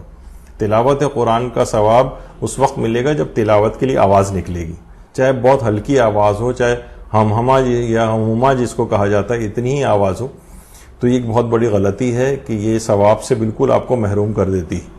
اور یہ اس والی غلطی کو مرد حضرات کو بھی ہم نے اس لحاظ سے کرتے دیکھا ہے، جو جہری نمازیں ہیں ان کو بھی اخفاتی بنا کر پڑھتے ہیں. کچھ جوہر نکلنا چاہیے نا آواز میں، جو بلند آواز سے پڑھی جانے والی نمازیں، وہ بھی اتنی نامعلوم شرمندگی کی وجہ سے، یا یہ کہ کہیں مجھ سے پڑھنے میں کوئی غلطی نہ ہو رہی ہو، لوگوں کے کان تک آواز جائے گی، جو بھی ان کی بہرحال وجوہات ہوتی ہیں، وہ بلند آواز سے پڑھی جانے والی نمازوں کو بھی آہستہ آواز میں پڑھ رہے ہوتے ہیں. آہستہ سے مراد ہے کہ آواز آ ہی نہیں رہی ہوتی، آواز کا جوہر ہی نہیں نکل رہا ہوتا. تو وہ جان بوجھ کے ایسا کیا جائے تو نماز بھی باطل ہو جائے گی. تو بہرحال یہ والی ان چیزوں سے، غلطیوں سے نکلنا چاہیے. اور تلاوت قرآن کا کیونکہ بہت زیادہ لوگ کرتے بھی ہیں، تو اکثر دیکھا ہے کہ بس وہ ہاتھ میں قرآن لیے ہوئے آنکھوں میں پڑھ رہے ہیں اس کو، یا معمولی سے ہونٹ حرکت کر رہے ہیں لیکن آواز کوئی نہیں نکل رہی، معمولی سے زبان حرکت کر رہی ہے لیکن آواز کوئی نہیں نکل رہی. تو تلاوت قرآن کا ثواب نہیں ملے گا. تلاوت قرآن کا ثواب اس وقت میں ملے گا جب کچھ آواز تو نکلے. مراجع نے اس کے اوپر کافی فتوے بھی دی ہیں. آیت اللہ شیخ اسحاق فیاض سے بھی یہ چیز پوچھی گئی ہے کہ آواز کے بغیر صرف نظر اور صرف نگاہ اور دل کے اندر اگر قرآن پڑھا جائے تو انہوں نے کہا یہ کافی نہیں ہے کہ صرف ہم کلمات کا تصور کریں اور ہونٹوں اور زبان کو، ان کو آواز ہی نہیں نکل رہی ہو. تو کہا کہ ضروری ہے کچھ آواز نکلے، چاہے بہت ہلکی سی آواز ہی کیوں نہ ہو، کچھ نہ کچھ اس میں ہونا چاہیے. اور یہی آیت اللہ سعید الحکیم نے بھی بات کہی ہے کہ مخارج جو حروف ہیں، یعنی یہ اس طرح کی جو آنکھوں میں یا دل کے اندر پڑھنا، یہ اصل میں قرات قرآن نہیں کہلائے گا. ہاں البتہ مصحف کو دیکھنے کا ثواب ملے گا یا تدبر کرنے کا ثواب ملے گا، یہ کوئی اور عنوان سے ثواب اس کو مل سکتا ہے، لیکن بہرحال اس کا ثواب نہیں ملے گا تلاوت کا. اور آیت اللہ سیستانی بھی فرماتے ہیں کہ کم سے کم اتنا کہ اس کو ہمہما ہی سنائی دے، یعنی ہلکی سی وہ پڑھ رہا ہے اور ہمیں کچھ سنائی دے رہا ہے کہ ہاں یہ کوئی چیز قرآن کی کوئی چیز پڑھ رہا ہے، تو یہ بھی کافی ہے. یعنی کوئی بہت زیادہ بلند آواز ضروری نہیں ہے، لیکن بالکل ہی خاموشی ہو اور بالکل آنکھوں کے اندر یا دل میں پڑھا جائے تو اس ثواب کو بالکل ضائع کر دینے والی چیز ہے. اچھا، جب پھر یہ بات بھی کہہ دی جائے کہ بہرحال اس کا ثواب جو ہے ختم قرآن کا وہ ہدیہ کریں، اور نیا جو ہے جو بھی عمل آپ کو اسٹارٹ کرنا ہے، اب نئے سال کی آغاز ہو رہا ہے تو بہرحال 2021 والا یہ چل رہا ہے، تو اس پہ کہ اگر کوئی بھی عمل کرنا چاہے تو اسے چاہیے کہ 1 سال تک کاربند رہے، اس کے بعد چاہے تو اس سے پھر سکتا ہے. اس کی وجہ یہ ہے کہ اس سال میں لیلۃ القدر ہوتی ہے، چھٹے امام فرماتے ہیں اصول کافی میں. ہو سکتا ہے کہ وہ عمل اللہ کی پسندیدگی میں آ جائے. یعنی 1 سال تک اگر کسی بھی عمل کو کریں تو اس میں کیونکہ لیلۃ القدر بھی آتی ہے تو وہ کام اس کا اللہ کی پسندیدگی میں آ سکتا ہے. تو کم سے کم 1 سال تک تو کوئی بھی نیک کام شروع کرے تو اس پر کاربند رہنا چاہیے. تو آپ نے ابھی جیسے کہ سنا کہ قرآن ختم ہو رہا ہے ہمارا، تو نئے قرآن کی ابتدا بھی اسی رات سے آپ کو کر دینی چاہیے. اور بچوں کو بھی اس رات اپنے ساتھ رکھیں، ان کو قرآن یا کوئی بھی اس طرح سے کی چیزیں کہ ان کی بھی غلطیوں کی اس میں اصلاح ہوتی رہے. اور ایسا نہ ہو کہ اس رات کو نماز جعفر طیار کوئی شخص بھول جائے. بہت عام ہے، اور تمام مومنوں مومنات کی تمام مشکلات اور پریشانیوں کے لیے نماز جعفر طیار کو ضرور پڑھا جائے. اگر بہت جلدی ہو اور دیگر اعمال بھی اس کو انجام دینے ہوں یا اس طرح کی کوئی بات ہو، تو نماز جعفر طیار کا ایک مختصر طریقہ ہے کہ 2 رکعت کر کے یعنی 4 رکعتیں مکمل کر لی جائیں، اور 300 دفعہ تسبیحات اربعہ والی جو تسبیح ہے وہ نماز کے بعد پڑھ لی جائے. لیکن یہ اس وقت کے لیے ہے کہ جب جلدی ہو کسی کو. اگر کسی کے پاس بہت فارغ ٹائم موجود ہے، کوئی اور بھی کام اس کو نہیں کرنا ہے، تو پھر تو وہ نارمل جو نماز کا طریقہ ہے اسی طرح پڑھے گا. لیکن اگر اس کو جلدی ہے، جلدی کسی بھی وجہ سے اس کو ہو سکتی ہے، یعنی عقلاً جس کو کہا جائے کہ ہاں بھائی شخص جلدی میں ایسے اور بہت سے امور انجام دینے ہیں، تو پھر یہ دوسرا جو آسان طریقہ ہے اس کے مطابق بھی نماز جعفر طیار کو پڑھا جا سکتا ہے. اس کے بعد کوشش یہ کریں کہ جتنے بھی اعمال انجام دے رہے ہیں اس کا ثواب زندہ اور مرحومین سب کو ہدیہ کیا جا سکتا ہے. اعمال شب قدر بھی زندہ یا مرحومین کی نیابت میں بھی آپ انجام دے سکتے ہیں، اس میں کوئی حرج نہیں. دعائیں کس قدر اس میں راتوں میں کی جائیں گی، اس میں خاص طور پر حضرت زہرا سے توسل ضرور کیا جائے، کیونکہ آیت اللہ شیخ محمد حسین غریبی اصفہانی کمپانی فرماتے تھے کہ حضرت فاطمہ زہرا سلام اللہ علیہا اللہم صلی علی محمد وآل محمد یہ اولیاء خدا کی شب قدر ہے، شب قدر ہے، ان کا توسل اختیار کیا جائے. اور ایک بات جو کہ آیت اللہ وحید خراسانی سے منسوب کی جاتی ہے، میں نے لکھی ہوئی کہیں نہیں دیکھی، لیکن مختلف سوشل میڈیا پہ ان کے نام کے لحاظ سے یہ پوسٹ پڑھی ہے، ان کے توسل سے ایسا ہونا کوئی بعید بھی نہیں ہے. وہ یہ فرماتے ہیں کہ تمام گناہوں کو مٹانے والا قلم بی بی فاطمۃ الزہرا سلام اللہ علیہا کے دست مبارک میں، یعنی ان کے وسیلے اور توسل سے انسان اپنے گناہوں کو بھی بآسانی ختم کروا سکتا ہے. تو بہرحال ان کا توسل اختیار کیا جائے حضرت زہرا کا. اور اس کے علاوہ حضرت معصومہ قوم کا توسل اختیار کیا جائے دعاؤں کے سلسلے میں، سلام اللہ علیہ اللہم صلی علی محمد وآل محمد. اس کے علاوہ امام حسین علیہ الصلوۃ والسلام کا توسل اختیار کیا جائے، یعنی معصومین میں جتنا بھی زیادہ معصومین کا چہردہ معصومین کا توسل ہو سکے. اور پوری رات عبادت سے نشاط کے ساتھ گزارنا ہے. ایسا نہ ہو کہ اس طرح کا کچھ تاثر ہو کہ جیسے بہت ہی مجبوری، گن پوائنٹ اور اس طرح سے نماز پڑھوائی جا رہی ہے. اور بہرحال اس طرح سے یہ رات مکمل طور پر اختتام پذیر ہو جائے گی اور بالکل سلامتی کے ساتھ اختتام پذیر ہوگی انشاءاللہ. دیکھیے شب قدر وہ رات ہے کہ انسان 100 سال کا روحانی سفر اس ایک رات میں طے کر سکتا ہے. 100 سال کا روحانی سفر. کہتا ہے کہ شب قدر وہ نورانی نہر ہے جس میں مومن اپنے گناہوں کی تطہیر کرتا ہے. شب قدر اپنی شناخت کی رات ہے. شب قدر اپنی قدر و منزلت کو بڑھانے کی رات ہے. شب قدر وصل و دیدار میں جاگنے کی رات ہے، جس میں سلام کا جام طہور سے میں نوشی کرتے ہوئے مطلع فجر تک سرمست رہنا ہے. یعنی جس وقت حضرت ابراہیم کو آگ میں پھینکا گیا تھا، فرشتے آئے تھے اور سلام کیا تھا تو سلامتی نازل ہو گئی تھی اور آتش جو ہے وہ گلزار میں تبدیل ہو گئی تھی. قلنا یا نارو کونی برداں و سلامہ علی ابراہیم، اے آگ ابراہیم پر ٹھنڈی ہو جا، سلامتی کے ساتھ ٹھنڈی ہو جا. تو یہ حضرت ابراہیم کے لیے ہوا. اور سورہ قدر میں ہم پڑھتے ہیں کہ سلام ہی حتی مطلع الفجر. تو حضرت ابراہیم کے لیے آگ سلامتی ہو گئی تھی تو کہ شب قدر میں فرشتوں کے سلام سے آتش دوزخ مومنین کے لیے معاف نہ ہو جائے گی، ٹھنڈی نہ ہو جائے گی، بردہ و سلامہ نہ ہو جائے گی. جی ہاں، یہ عظمت امت پیغمبر اکرم صلی اللہ علیہ وآلہ وسلم کہ جو سلامتی خلیل خدا حضرت ابراہیم پر نازل ہوئی وہ رسول اللہ کی امت کے لیے بھی قرار پا جائے گی، اور یہ پوری رات سراسر سلامتی ہی سلامتی قرار پائے گی. تو یہاں پر ہم اپنی گفتگو کو روکتے ہیں اور انشاءاللہ پروردگار عالم سے دعا کرتے ہیں کہ تمام مومن و مومنات کی جتنی بھی دعائیں ہیں، جتنی بھی مشکلات اور پریشانیاں ہیں، وہ ان عظیم ہستیوں کے توسل اور وسیلے سے وہ تمام مشکلات رفع ہو جائیں اور دنیا اور آخرت کی ہر خیر، ہر بھلائی، ہر طرح کی عافیت مستقل بنیادوں پر کامل طور پر سب کو حاصل ہو جائے، اگلے سال تک، بلکہ ساری زندگی کے لیے، بلکہ ابد الآباد تک آخرت کی جو عافیت ہے وہ بھی ان کو حاصل ہو۔ عافیت کا مفہوم یہی آپ کی خدمت میں عرض کیا گیا ہے۔ تو یہاں پر گفتگو ختم ہوتی ہے۔ وصلی اللہ علی محمد وآلہ الطیبین الطاہرین، اللہم صل علی محمد وآل محمد وعجل فرجہم۔